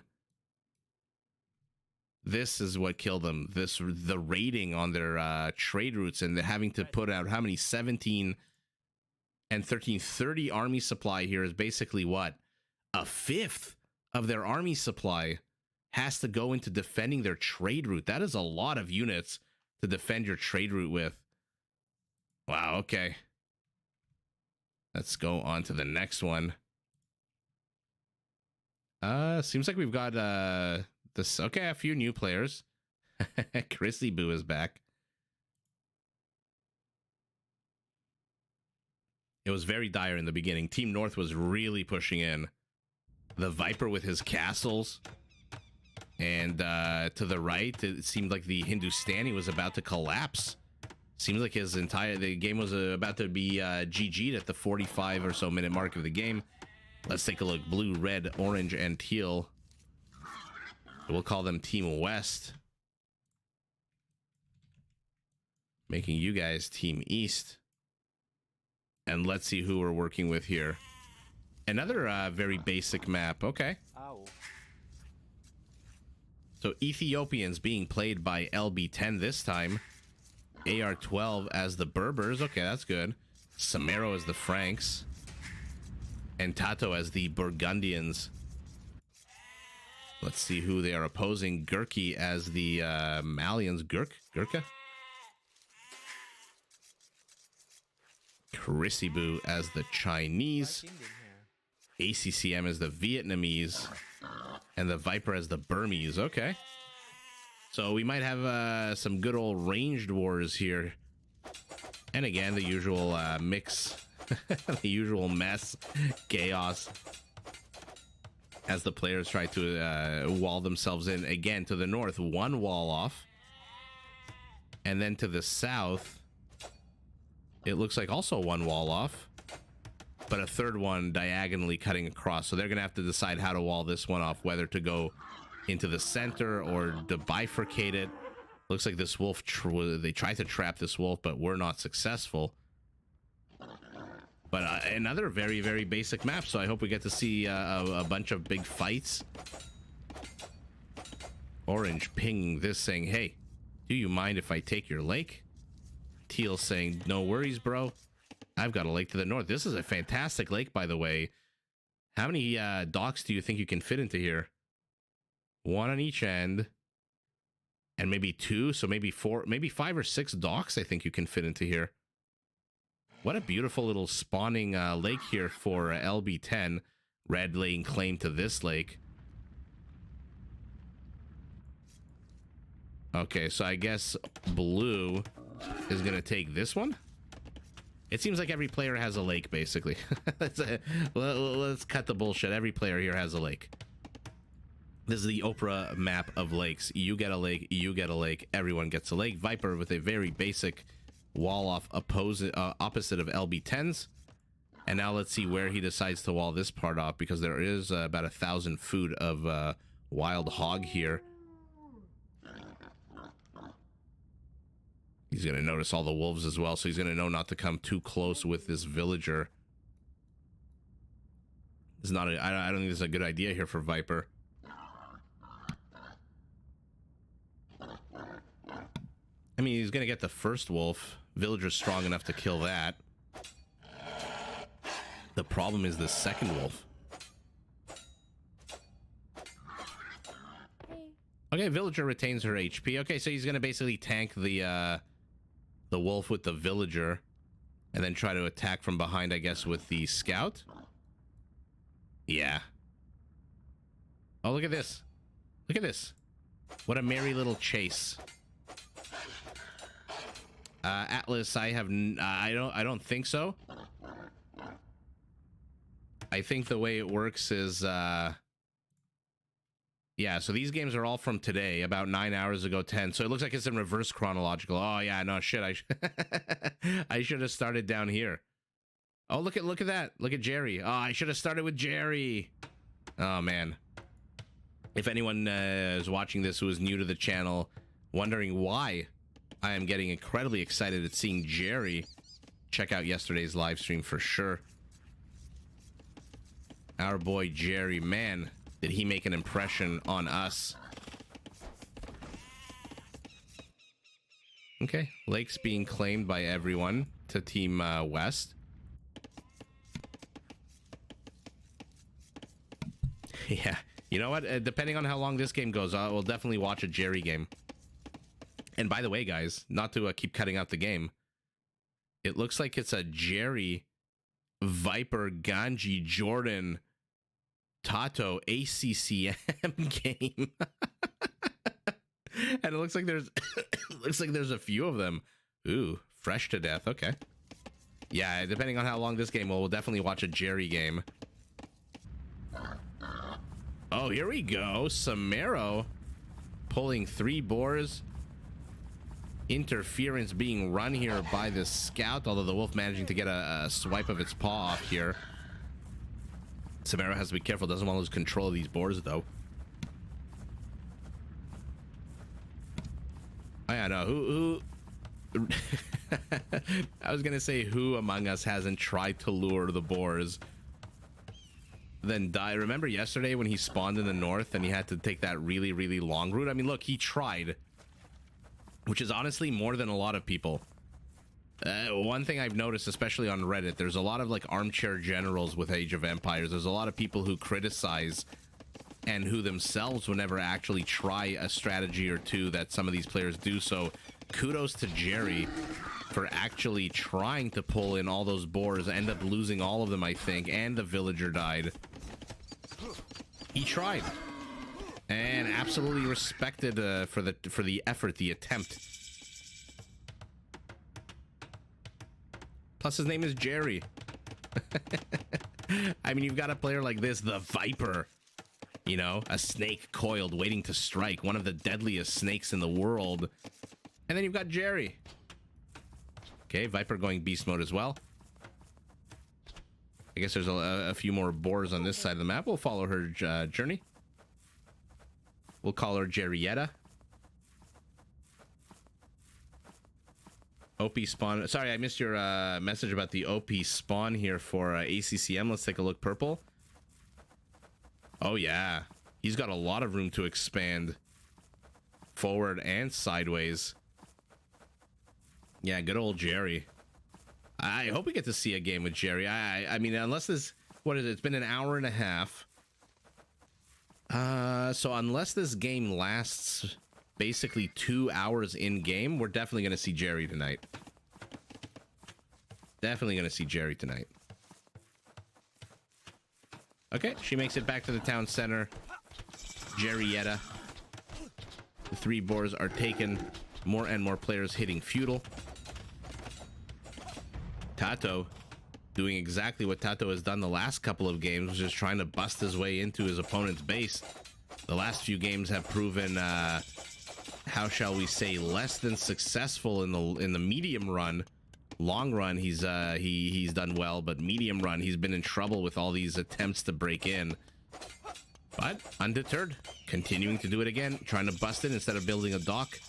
Going, oh, this is gonna lame this attempted lame. Oh, a counter tower. How many villagers on either side? 5 on either side. Let's take a look at who finishes first here. 43, 30. Oh, red is gonna finish his tower first.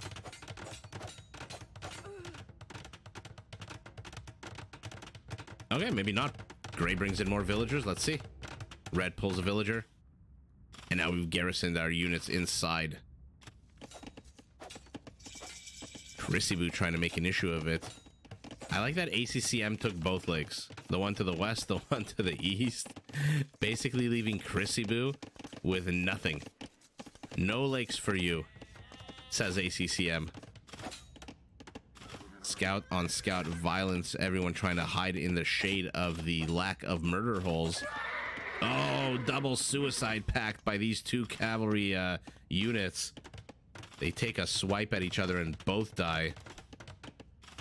Oh, is there anything more annoying than defending your tower while trying to attack your opponent's tower? It's such a unnecessary amount of expenditure of energy, in my opinion. Gray would do well to bring this galley, though, to help snipe some of these villagers that are going to repair. What is this? Okay, never mind. Oh, just a purple dot. Teal. Our Ethiopian building walls, making sure the Viper has gives him a lot of notice before busting into his base.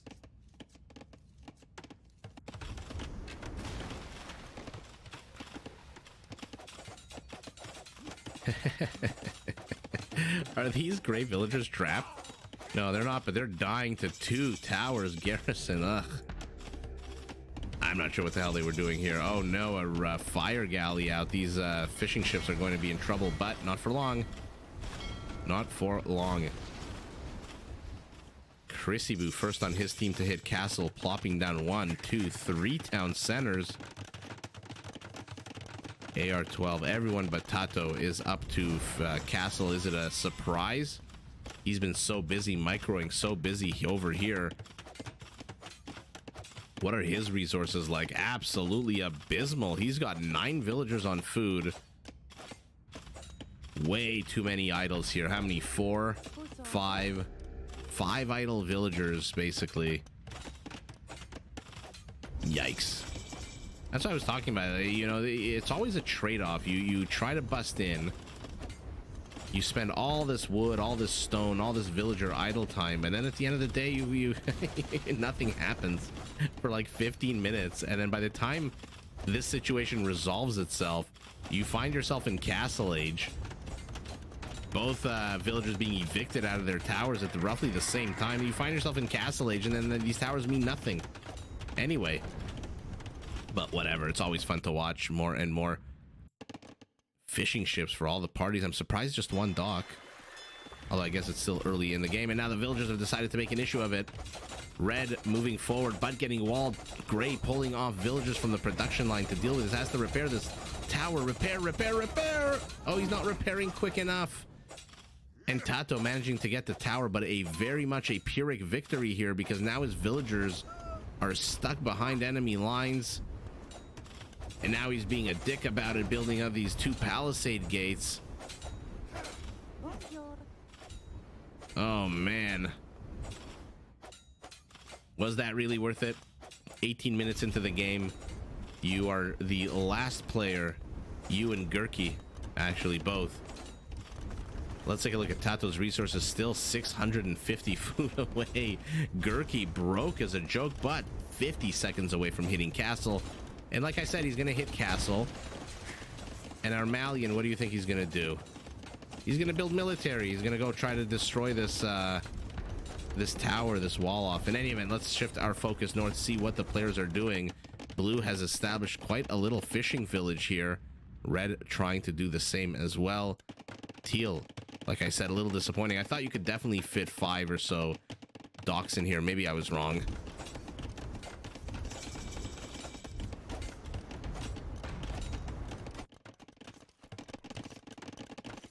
Okay.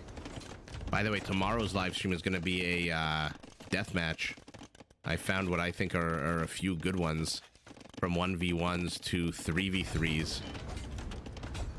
This should be fun. I love deathmatch games. There you go.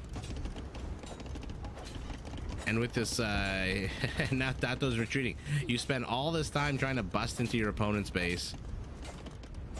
And then ultimately, you have to retreat because what? Mangonel's coming out.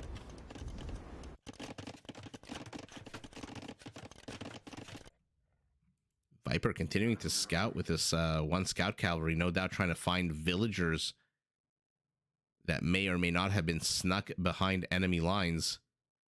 Although so far in this game, no one has snuck anything in behind enemy lines. Oh, the dock for our gray Malian has gone down. These fire galleys will take some damage. Oh, he has to move away. They can go on the ice. They can go on the ice. You know that. Oh, move away. A massive 4 army supply to 3. Take a look at the civilian population. 320 to 270. Military count 3 to 4. Tato finally going up to Castle Age.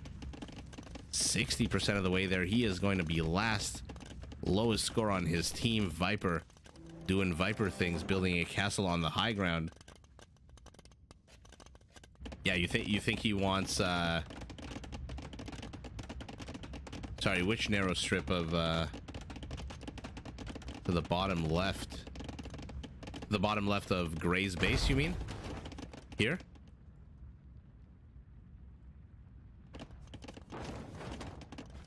I mean, very weak point for both teams. We'll see if they make an issue of it. Castle for purple here. Not too sure. I like this location for ACCM. High ground just to the south. Nowhere close to support his teammate. Although I guess he might be thinking that if there's an attempt through the center, the Viper has a castle here and he'll have a castle here. By the relic, yeah. Don't worry, Atlas. There's this big wolf defending it, so any player that tries to bust in is going to immediately draw the attention of that wolf. Army supply still 4 to 3. Oh, Rage Forest. It's so absolutely quiet and then absolutely erupts. And this is what I was talking about. Castle Age, all of this nonsense means nothing. Invested so much time, so much energy. But take a look. 3 members of each team heading up to Imperial. 2.5 minutes for Team West. About exactly the same thing. Looks like Purple is going to reach Imperial first. What is he preparing as the Vietnamese? He's building a barracks because he has no barracks before. Okay. Rattan archers are being readied. What is he going to fight? He's going to fight against the Ethiopians. Ooh. Do you really want to engage in an archer war with the Ethiopians? I mean, the Rattan archer is probably as good as you can get with that extra pierce armor, or that heavy pierce armor, but Ethiopians, their archers are pretty damn good. They're foot archers. Little Australia-shaped fishing colony here. 46 fishing ships into this little lake? Wow. AR-12. I thought this was going to be something like 30. I did not realize. Oh, I forgot about the ice. Look at this. These fishing ships looks like they're on land. Wow, 46 fishing ships, guys. I think that might be the highest we've ever seen. Plus, I think he has room for more in the center. As long as he can keep moving. This is disappointing. I thought this would be much higher. Instead, AR-12 here showing us. Oh, whoa, wait a second. 37. Okay, Samaro. A little bit lazy. Come on, only 37. Defensive castle going up for our Berber, who is now first to Imperial on his team. Not a surprise on the back of those quicker villagers. And now ACCM built his first castle, his second castle, and now a very aggressive third castle. Teal is finding himself under attack. Does he have any army to speak of? No, he does not. He's building barracks. Okay, he wants to make use, I guess, of that free pikeman upgrade. Blue moving into support red with how many? 6 stables. Okay, not a surprise. Cavalry upgrade will be done in a minute. Oh, these upgrades are finishing. Take a look. All of a sudden, again at the 25 to 30 minute mark, everything is exploding. Upgrades are being researched. Army still nothing. Oh my god, 32 army supply? Of what? Okay, Viper's building a Rambai. ACCM is building rattan archers. And Chrissy Boo is building halberdiers here to support his teammate. They're probably going to slam into this tower.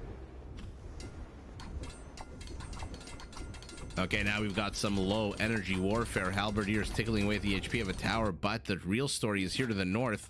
Rattan archers and a Rambai and an aggressive castle by ACCM, who has 13 villagers on stone. Oh, Rambai do take a big shot to the face. Oh god, Viper not paying attention, loses basically a third of his army. And then more and more losses as he runs straight into a castle. A Rambai, one of the coolest units in the game. Remember, their attack doesn't get upgraded by anything in the game, so it stays at a 12 and then a 15. But my god, when your opponent clumps up, especially on a map like Black Forest, they can be absolutely deadly. They can kill 4 or 5 units at a time. Green has lost his Treb. To what? to what? What the hell killed that Treb? Am I missing something? I guess Red had a naval unit here. Halberdiers. What are the attack upgrades? Not the greatest. Still a full minute and a half away from Blast Furnace, but this Treb should be able to help out here. Okay, and now we've started our pushes at the 31-minute mark or so of the game. Treb trying to take down ACCM's castle.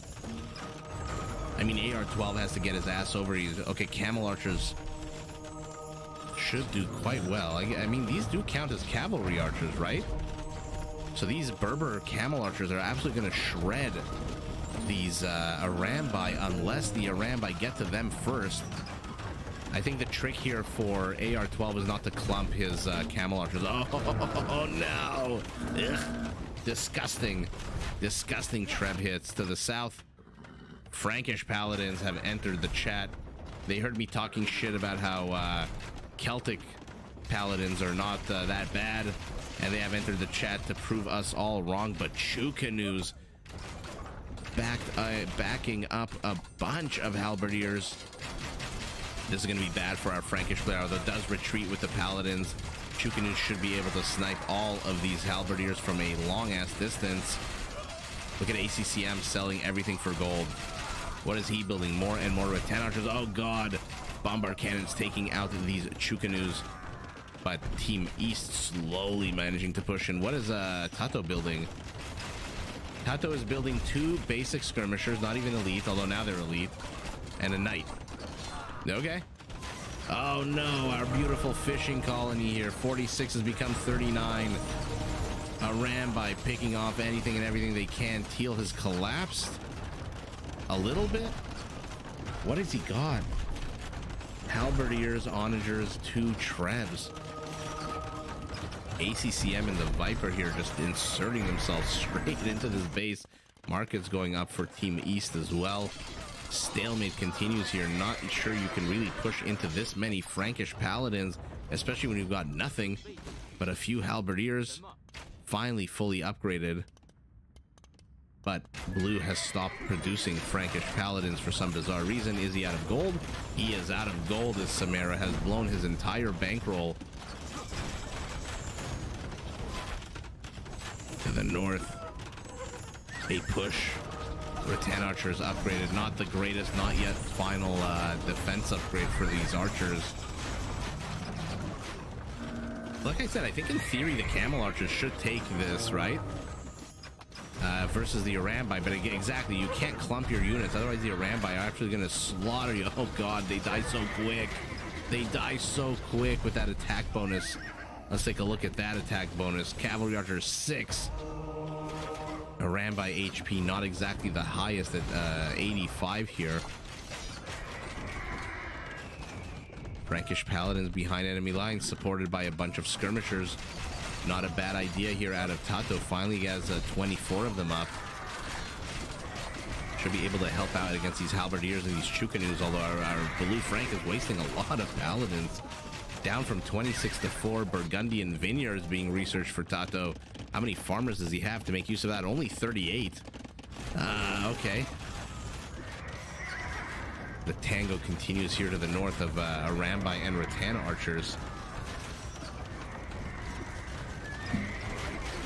And let's see what happens here.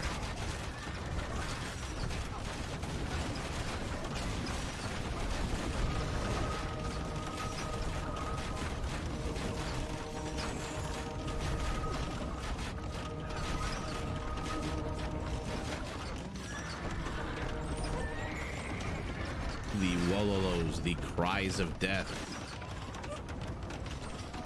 Look at the Viper brilliantly microing these units. But remember, the accuracy is 30%. It's so bad. Oh, an Ethiopian siege entering the chat. To the south, another stalemate. No one using this corridor. Look at all these different wall-offs, all these multicolored wall-offs here. Elite skirmishers, basically enough. I don't even know why Blue is pushing in here with paladins at the moment.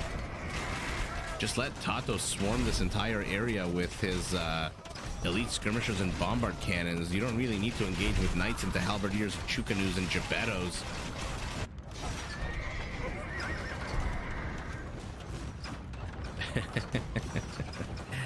Yeah, Atlas, I think... I think after shitting my pants, I would probably do what Tila's doing, which is relocating a few town centers, just in case, you know? Just in case. You never know when the Viper and ACCM are bearing down on your base. Okay, Ethiopian halberdiers trying to make something happen here. But they die, focusing on a onager instead of on the juicier Arambai. Excuse me.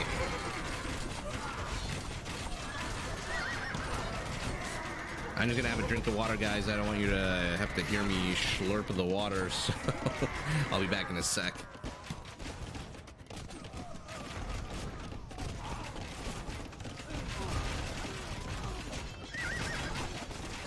Viper selling resources, as is Chrissy Boo.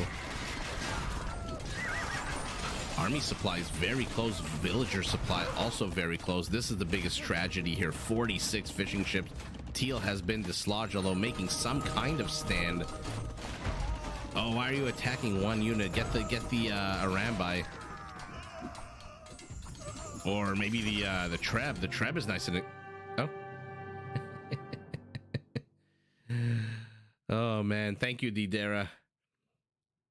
93 rattan archers, 49 skirmishers. I don't even really want to look at the economy. The game didn't last very long. Trade was not an issue. Tribute was not an issue. Actually, let's take a look at kill count. Seems like a bit of a low kill game, right? Yeah, only 254. Guys, we have time for one more game. Oh, thank you so much. And you know what that means. Jerry. Let's see it. Oh, this is a gross map. Let's see how long this game lasts. And let's take a look at the teams. Blue, gray, orange, and red. Blue, gray. So these are this is Team North.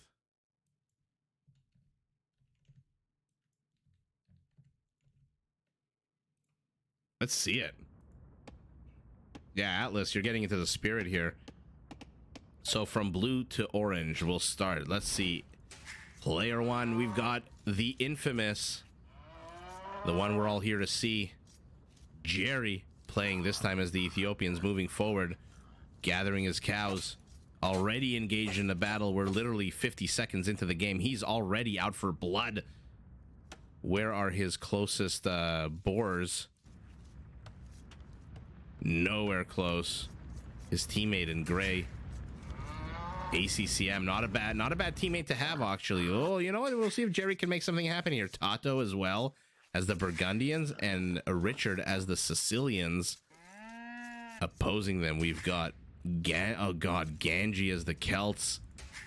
Jordan as the Italians. Samaro this time as the Chinese. And the Viper as the Mayans, already beginning his wall off here to the north of his base. You know, look, Jerry, give me a J. Oh man, you know, Jerry makes an effort here to wall things off. I mean, I don't know what his HP is. I might look it up. His HP, oh my god, his Elo. I mean, he made an attempt. I don't know what the hell this is. Right? I mean, there's a bunch of these incomplete palisades. And now look, he's ceded control. He's pinging here for some reason. I don't know why. I think he wants that cow. Oh, Gray was taking... ACCM was taking his teammate's cow? Are you kidding me? He ceded control of this whole area, but just like last game in Black Forest, there's always these tiny little choke points, these weak points. And now Jerry might potentially make an issue of it, although has completely abandoned this attempt, instead focusing on trying to get his ass up to feudal. And now ACCM sending back the cow with the adorable little bell, the adorable little scarf. It's a very fashionable cow, especially now that it's blue. Jerry gets it. Let's take a look at what the Viper did here. Walled it off, but Orange agreeing that, you know what, this is not a bad area to wall off, and now moving over here. Teal with his half health scout might make an issue of it, but not for long with his red scout here to defend. And then the last real avenue of attack is this fourth corridor here between the players. This is a juicy, lush piece of real estate. 3 boars, a bunch of stone, a bunch of gold. Not bad at all. Okay, Jerry putting some space between himself and Ganji's wall off. I will say one thing for Jerry. He's got ACCM to back him up. And we saw last game when ACCM and the Viper pushed out together. ACCM seems like he prefers putting up a bit of a defensive castle first and then an offensive castle, but it seems like he's a pretty damn good teammate to have behind you. That's just my opinion from last game. So we'll see how far Jerry makes it. Yeah, Fubar, that's what I was saying. Especially last game, Tato, this time in a supporting position, not an aggressive one. What is he pinging here? He wants to be let back into the home base. He was so aggressive, fighting over wall-offs, fighting over areas to insert his town center. And in the end, none of it really mattered because it was just a holding pattern until they got to castle. And then once they got to castle, those little towers, the palisades, mean nothing. So I'm like 50-50. I don't know what the hell Jerry is doing here. Jerry is just being Jerry. I would love it if Jerry joined one of our live streams once and just kind of told us what his logic is, why he's building a house here. Let's see what he continues to do. He's got more resources for one more house. What is she carrying? She is carrying some fishing nets. So Jerry's going fishing. Oh, decides to change his mind now. She is... Look at that sassy walk. I never noticed how these villagers have such sassy... Remember last game I told you guys? It's very sassy walking. I'm just going to leave it at that. Oh my goodness. A boar pole attracting the ire of a wolf. Tato here in the supporting position. Wonder why he's not attacking the wolf. There he goes, finally. Okay, kill the wolf first. There you go. Orange also pulling boars. Oh no, we missed a 6 boar pull. Guys, I'm gonna do something. I'm gonna do something I don't like doing live. I want to watch this. This is crazy. Sorry, I don't like the rewind. Ganji here. Let's see it. 1, 2, 3, 4, 5, 6 boar pole. Let's see it. Let's absolutely see it. Let's follow along with the villager. We'll call her Ganjirella. Absolute epic boar pull here, but okay. I'm surprised the boars to the back are still following here. They are very far behind. This one scout being absolutely baller. Look, they're off the screen even. What an absolute epic, masterful pull of 6 boars. The decay on these, and he's still going for the cows. The decay on these must be absolutely atrocious. He must be losing 100 or more food, if that little. Okay, okay. The boars are slowly dying now. They're all dead but one. Oh no, he's running away. He's running away. Get him. Ah, Ganji's too good. Epic. How many villagers here? 18 villagers. My goodness.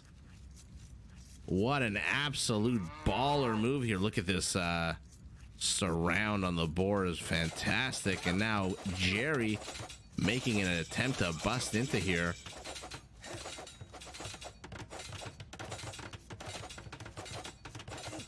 Yeah, I see boar. I lure boar. Oh, look at that. Look at Jerry with the tower. Okay. He's what was it last game where he was like in the score lead for a while? Oh no. Ashy should survive. Anything happening here to the north of the Viper's base? The Viper's playing the usual bit of a defensive play, not really pushing out. Jerry, on the other hand, making an issue here. 70 stone left. Had to build that outpost.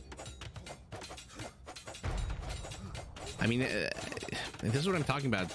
Aggression for the sake of aggression here out of Jerry. He's got 80 wood.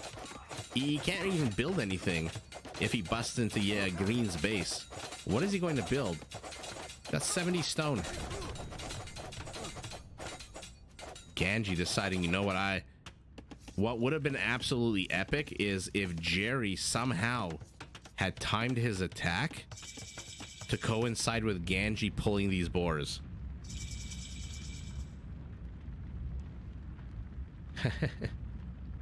Hi, Felipe. Depends how long it lasts. If it's like a 30-40 minute game, it probably will be the last one for the night. If it's a shorter game, and I mean 30-40 like human minutes, not in-game minutes, because remember this game is always played at 1.7. But if it's 30-40 minutes, then definitely it's going to be the last one for the night. Atlas Cocaine Bear has not made an appearance. We've got Methamphetamine Wolf instead. Bit of a boar pull here, but no, you're not a Beastmaster, ACCM. Only 2 boars. Come on.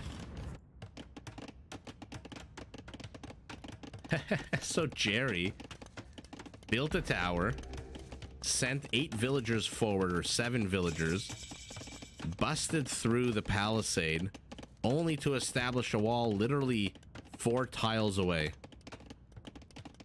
Was that worth it? Was it worth all the villager downtime? I'm surprised Ganji is leaving this as part of the wall. This is very weak. Okay, castle for ACCM immediately. 2 additional town centers. What is the Viper doing? The Viper is expanding his fishing fleet. He is expanding his civilian population. Does he have the resources to go up to castle? Not quite yet. 3 on gold means it's going to take him a while before he has that extra 80, or rather 60 gold that he needed a second ago. Okay, does send another villager finally. So ACCM here with the baller economy as the Kamai, of course. Remember, one of their cool features, they absolutely do not need to drop off food at a town center. All they need to do is be working the fields, and they automatically just increase their coffers by 1 as they farm.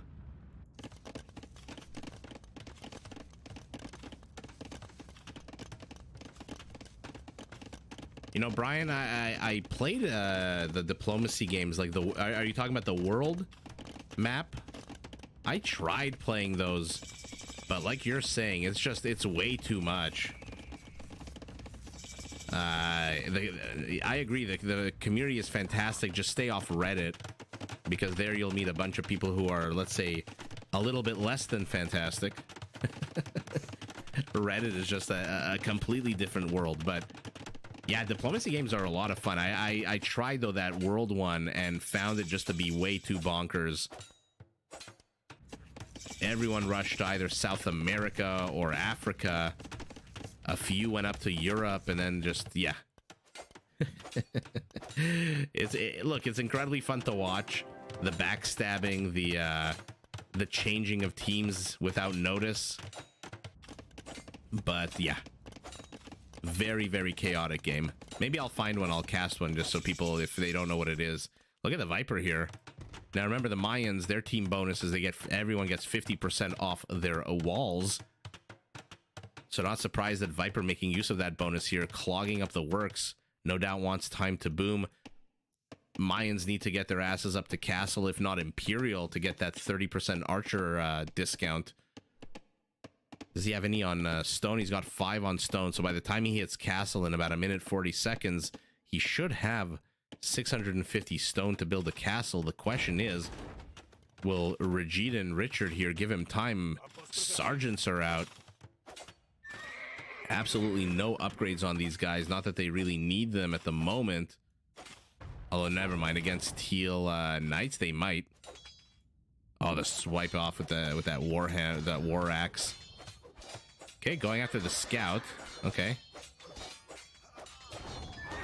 Yeah, I might want to reconsider this push, Orange. This is what I'm talking about. Players are just aggressive sometimes. It seems like for the sake of aggression, with no real follow-up or strategy behind this. I mean, what was the point of this? What was the point of Orange busting into the base here? What is Red pinging over here? Says, let's get rid of this fishing fleet. But there's nothing here to get rid of that fishing fleet. Jerry plopping down another row of walls. You get the role play. There you go. At least mass your armies first. Get some upgrades on these sergeants. How are his resources? Not the greatest. The Viper, as I said, hit castle, immediately plops down a castle. Not the biggest fan of this location. I don't like castles that are right adjacent to walls or forests or anything that could block your own treb.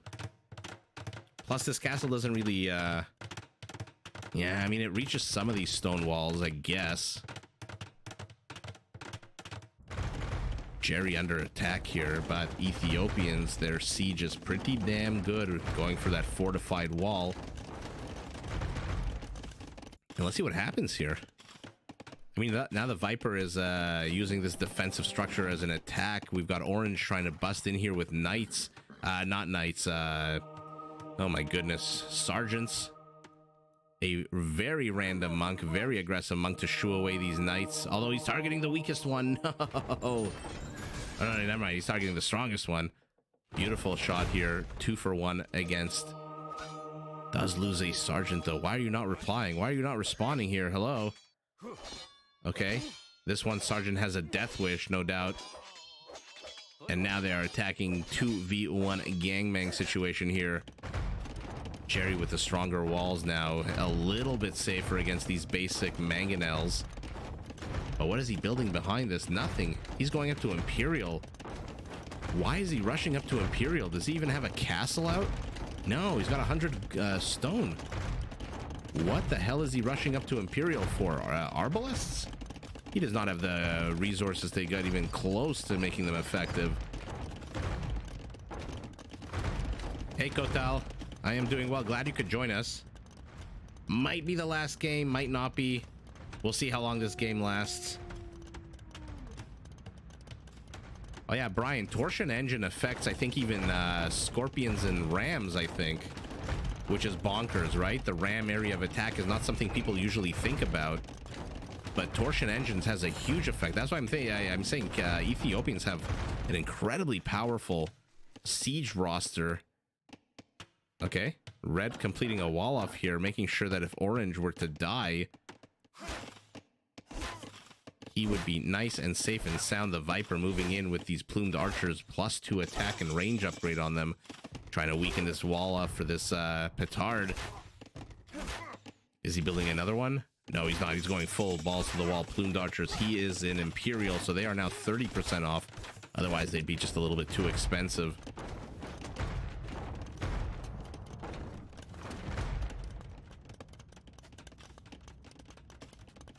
Oh, Kotal, it's a pre-recorded cast. I'm not doing it live. I'm doing it as an actual, like, real video, just like I would record a high elo game. So for anyone watching, by the way, at 11 o'clock, so in 45 minutes, I am releasing a cast of a game that no one other than Kotal Khan actually played. A very fun game on Arena, where he was playing the Turks. So that's going to be released in about 45 minutes. It is a Kotal, again, pre-recorded. So I recorded it yesterday. Very fun game. Highly recommend everyone watches it. Oh, Viper with the micro here.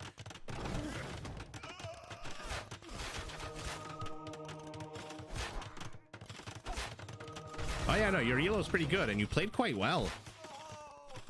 Your opponent made I'm not gonna ruin anything for you. If whoever's listening, whoever's watching right now, in 45 minutes, if I'm if I'm not live streaming anymore, then definitely check out a game that I cast here for Kotal Khan. Wow, the Viper doing quite well with these plumed archers, but their HP is starting to suffer a little bit. Need to be very careful to enter this castle fire zone. Purple building a very defensive castle to help his teammate. Jerry somehow still alive. One bombard cannon being built for him. This is the time he's getting gold shaft mining. And now, like I said, ACCM, an absolute fantastic partner to have. A fantastic wingman.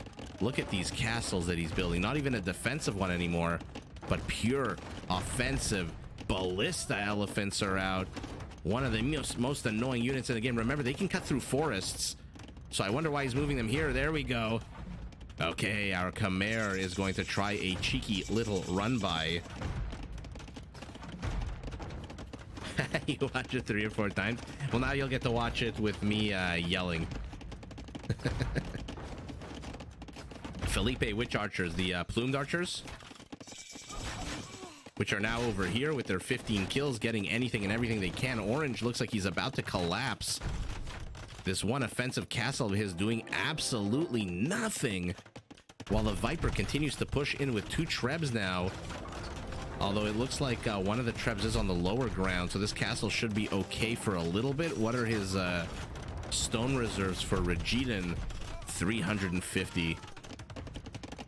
This is going to be problematic. ACCM reveals himself a little bit too early, in my opinion. But my god, a lot of people forget that ballista elephants can actually destroy one of the only units, I think, if not the only unit in Castle Age that can destroy a forest. Everything else, I think you have to wait till Imperial. The Castle War here continuing. Teal has parked a knight underneath the shadow because, of course, again, pro players do not get murder holes. They are allergic to murder holes. And now our Ethiopian feels confident enough. Let's take a look at the blast radius on these guys. No torsion engine just yet. And how will Team South respond here? Their army supply is ahead, but it's all on the right side of the map. It's all the Viper and Samaro. Ganji, what is your army? 3 mangonels? Oh no. But Purple moving in with a monk, converting the ballista elephant. Not a bad way to deal with this chonky, annoying unit. Look at how long it takes them to kill each other even. Now a very desperate wall off. Why are you wasting energy walling off? They can just go around. Yeah. Okay, how's the faith on the monk? It's at 100%, so Jordan can convert, or try to convert. Remember, he got block printing, so the range on these monks is 12. Oh, heavy camel riders for Teal. Orange is basically dead. Look at Orange's score. 3,000. He's basically dead. He's got to run away. Can he even run away, though, is the question. His villagers are just getting sniped. This is a GG here out of Orange. His last remaining town center is over here, but the Viper looks like he's about to knock it down. Tato, where are you? What are you doing? 12 Cavaliers, 14 streaming south. He's going to get these trebuchets. Okay, he's making good inroads here against these plumed archers as well. Needs to get this castle up. One villager, not enough. Oh, no. Oh, cancel it. Now they're paladins. Okay. So our orange player here saved by the skin of his teeth, by the hair on his chinny chin chin, and now there you go. People wonder what unit is the best against these ballista elephants. Well, the Genoese crossbow with their attack bonus against cavalry, against war elephants, against camels, against ships, and anything and everything under the sun are definitely a very powerful counter, especially when we look at the cost. But Ethiopian bombards backing them up for some reason have now retreated here. Now we have torsion engines. Take a look at the area of effect range at the bottom, 0.9 up from 0.5. Okay, now the Viper's attack has been stalled here. These red paladins, Burgundian paladins. What is Purple doing? Has built himself a nice arc of houses. These Ballista Elephants should not be engaging into Onagers and Genoese crossbow. But take a look at this siege. There's literally no melee units here for Team North. It is all some kind of incredibly powerful range unit. Jordan loses a castle to the left, but plenty more units for him. Army supplies getting very, very close. Our Red Burgundian is supply capped off the back of 137 villagers. What is that? 156 civilian population. Oh, beautiful splits by Jerry on these two bombard cannons. Jerry for the amazing hit here. Oh, but then he misses the next volley. And here we go. Brian, you are absolutely right. Let's take a pivot back to the east. Plumed archers by the Viper now fully upgraded, supported by these Chinese heavy camels. Missing the last attack upgrade, needs to get that blast furnace, otherwise they're stuck at a +2. But ballista elephants, Burgundian paladins, and bombard cannons are have something to say about it. Regidan finally having a safe corridor of escape here, running away to build 1, 2, 3 town centers elsewhere. Still does have this castle, but not producing anything out of it. He is relying way too much on his teammates. How is his resources non-existent? He is down to 45 villagers, but take a look at this. Team North, Onagers not as good as you think against ballista elephants.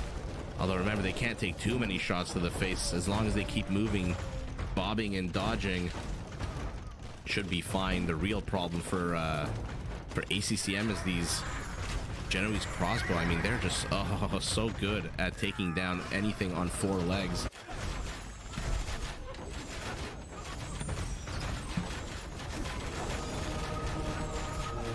Paladins trying to make something happen here.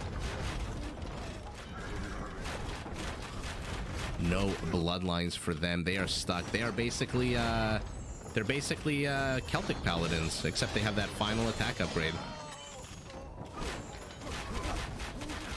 Orange needs to get up some paladins of his own. I think some Hauberk. Oh no, but he's his castle's gone. So on the one, I mean, look at Jerry with 81 villagers, by the way. Oh, our Khmer is raiding the shit out of Ganji. Oh, half the paladins aren't moving. Why are they not moving? They're stuck in this gold pile. Oh my god, terrible pathing here for our Red Burgundian Tato.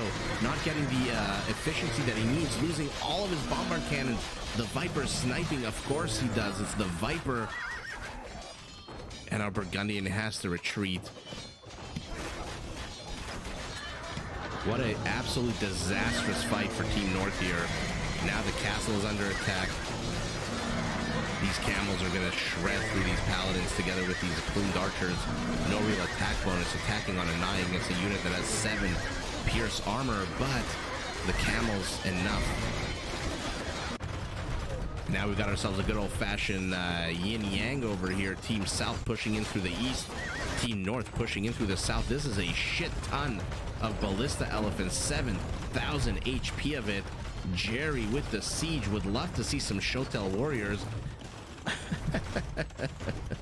Faith, not usually a upgrade we see in this game. I guess, I mean, at this stage of the game, I mean, not exactly the cheapest upgrade. I don't remember exactly how much it costs, but it is a ridiculously expensive upgrade to get, especially when you knock down to 200 gold afterwards. But the ballista elephants moving forward. 1 onager down, 2 onagers down. And that is as far as these elephants should push. They should not proceed any further. This onager might get 1 shot off more. Does get an elephant, another one. Oh, ACCM losing way too much HP here, but the real story is here to the east. A combo of a Viper Samaro military is absolutely pushing their way here. Our Red Burgundian has 10 paladins left, 6 pikemen in the production. Now these gates are going to get destroyed, and now his base is absolutely open to being ransacked here. Not enough damage being done to Team South, I don't think. I mean, Ganji is still alive. He's got no military. It's basically Jordan Who's holding the line with what? 1720 army supply. Oh man, I don't know who to call this for anymore. Oh yeah, I absolutely love the Shotel Warriors. Whenever I don't see them, I get very upset. There's just such a fun raiding unit. The Karambits are also great.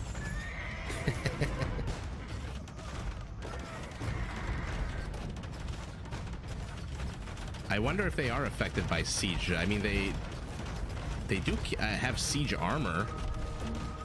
That is a good question, Kotal Khan. Yeah, I always get disappointed when I don't see, you know, when Saracens are on the map and I don't see Mamelukes, when Franks are on the map and I don't see Frankish Paladins, Ethiopians, Shotels. It's just such a fun unit. And look at Jerry's resources, by the way. Has enough to absolutely overwhelm with Shotels right now. Orange pinging over here. So I'm not too sure why. But it looks like Team South is really denting Team North over here. Tato is about to collapse. He's got 36 pike. That is going to absolutely melt in the face of all these plumed archers that the Viper has. 70 plumed archers. Where are they, by the way? They are just spread out everywhere, attacking trade carts to the west, attacking villagers to the north, attacking infrastructure, farms, villagers to the east. Absolute crazy stream of these plumed archers. One random teal trebuchet also doing his best to help the war effort. And let's see what happens here. I think that Team South might just have this a little bit over Team North. I mean, take a look at the scores again. Less than 1,000 points difference.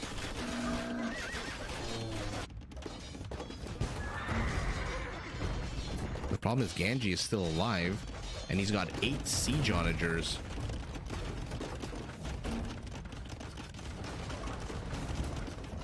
Oh man, oh no, they left the gate open, and in streams the Chinese horde of how many? 27 camels. They are going to swarm over this Ethiopian siege oh my god, placement. My mind wanted to say embarkment for some reason. Uh-oh. Okay, these are just basic mangonels, so these halberdiers should be able to take a bunch of shots to the face, but Regidan is dying.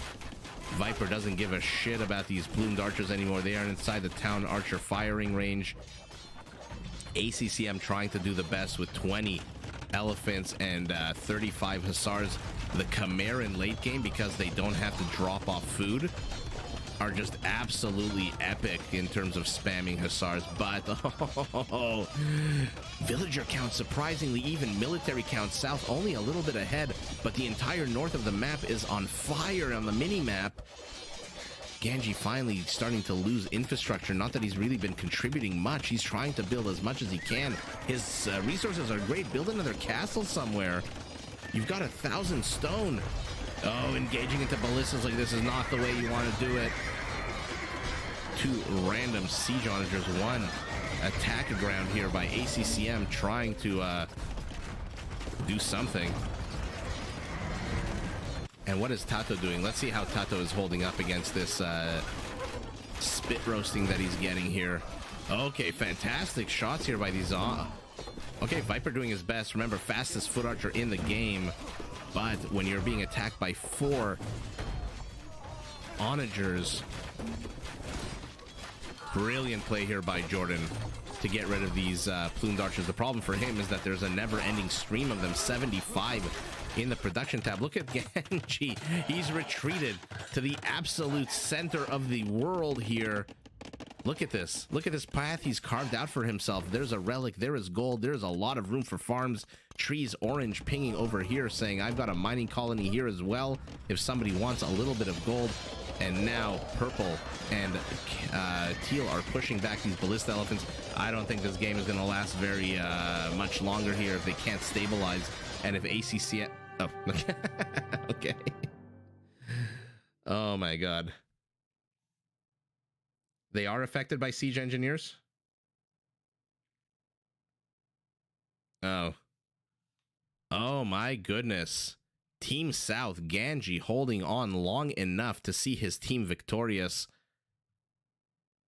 absolute epic push here out of the Viper and Samaro. Samaro, last game he underperformed a little bit. But guys, the real MVP here is none other than Jerry, who has somehow the second highest score on his team and the fourth highest score in the game this time. So Jerry is improving. Jerry is absolutely doing a fantastic job here. You know, I hope number one, I hope I'm still live streaming in months and months to come, but I hope we get to see more Jerry games. Imagine he goes up to like 23, 24, 2500 elo and just becomes an absolute maniac of Age of Empires. He did quite well in this game. His team lost, but I don't think it's because of him. He lost because of Regidan here to the east. Our Sicilian tried to bust through with a castle. Like I said, when that happened, what was the point of that? Aggression for aggression's sake is not great, as anyone who studies judo will tell you. Instead, what ends up happening is it backfires on him. He does not have enough stone to defend himself, except with one castle that he placed that got immediately destroyed. But wow, what a fun game to end it on. And more, like I said, take a look at this. More Jerry. Two more Jerry games. And Jerry with the Viper also, and the Viper and Ganji and Tato. Now that Nilly's Apartment Cup is over, these players are back to doing more ladder and lobby games. So we're going to see a lot more heavy, high elo games like this that are incredibly fun. Let's take a look at the kill count. I want to see 121 Ballista Elephants, 195 Plumed Archers. Seems like kind of a low killing game. Yeah, not that great. But that's what you get when you don't go full trash war, right? When you go Ballista Elephants, you can't really make 700 Ballista Elephants. So the kill count is naturally a little bit lower. ACCM, no surprise. I wonder if he would have done better pivoting east and helping his teammates. In any event, that was a fun game to end it on. It's been 2.5 hours. Like I said, for anyone watching, anyone listening, stick around the channel for another 25 minutes. There is a bonus video coming out of our very own Kotal Khan, who played a very fun game. And that's all I'm going to say about it. It's a very fun game. I don't want to ruin it. Don't want to do any spoilers. But yeah, check it out. It's coming out in 25 minutes. If you're going to sleep, if you're watching from somewhere where it's like 3 in the morning, definitely check it out in the morning when you wake up. First thing, while you're brushing your teeth, put on that video. And I'm, of course, just kidding. But yes, thank you to everyone for watching. Thank you to everyone for joining in. A few fun games tonight, as they are every night. These Black Forest high elo games are quite fun to cast. And like I said, tomorrow I think we'll pivot to deathmatch. And I have what I hope are a few good 1v1s, 2v2s, and 3v3s. Oh yeah, the Turks are coming. And that's basically it. I'll see everyone tomorrow. And yeah, make sure you like the video and all that good stuff that helps me out with the algorithm. And yeah, look at Valis. Just going to end it on this. Busted his way through the center of the earth. Got a bit of gold for it. Survived long enough for his team to win. And yeah, GG. Thanks, guys. Have a good night. And I'll see you all tomorrow.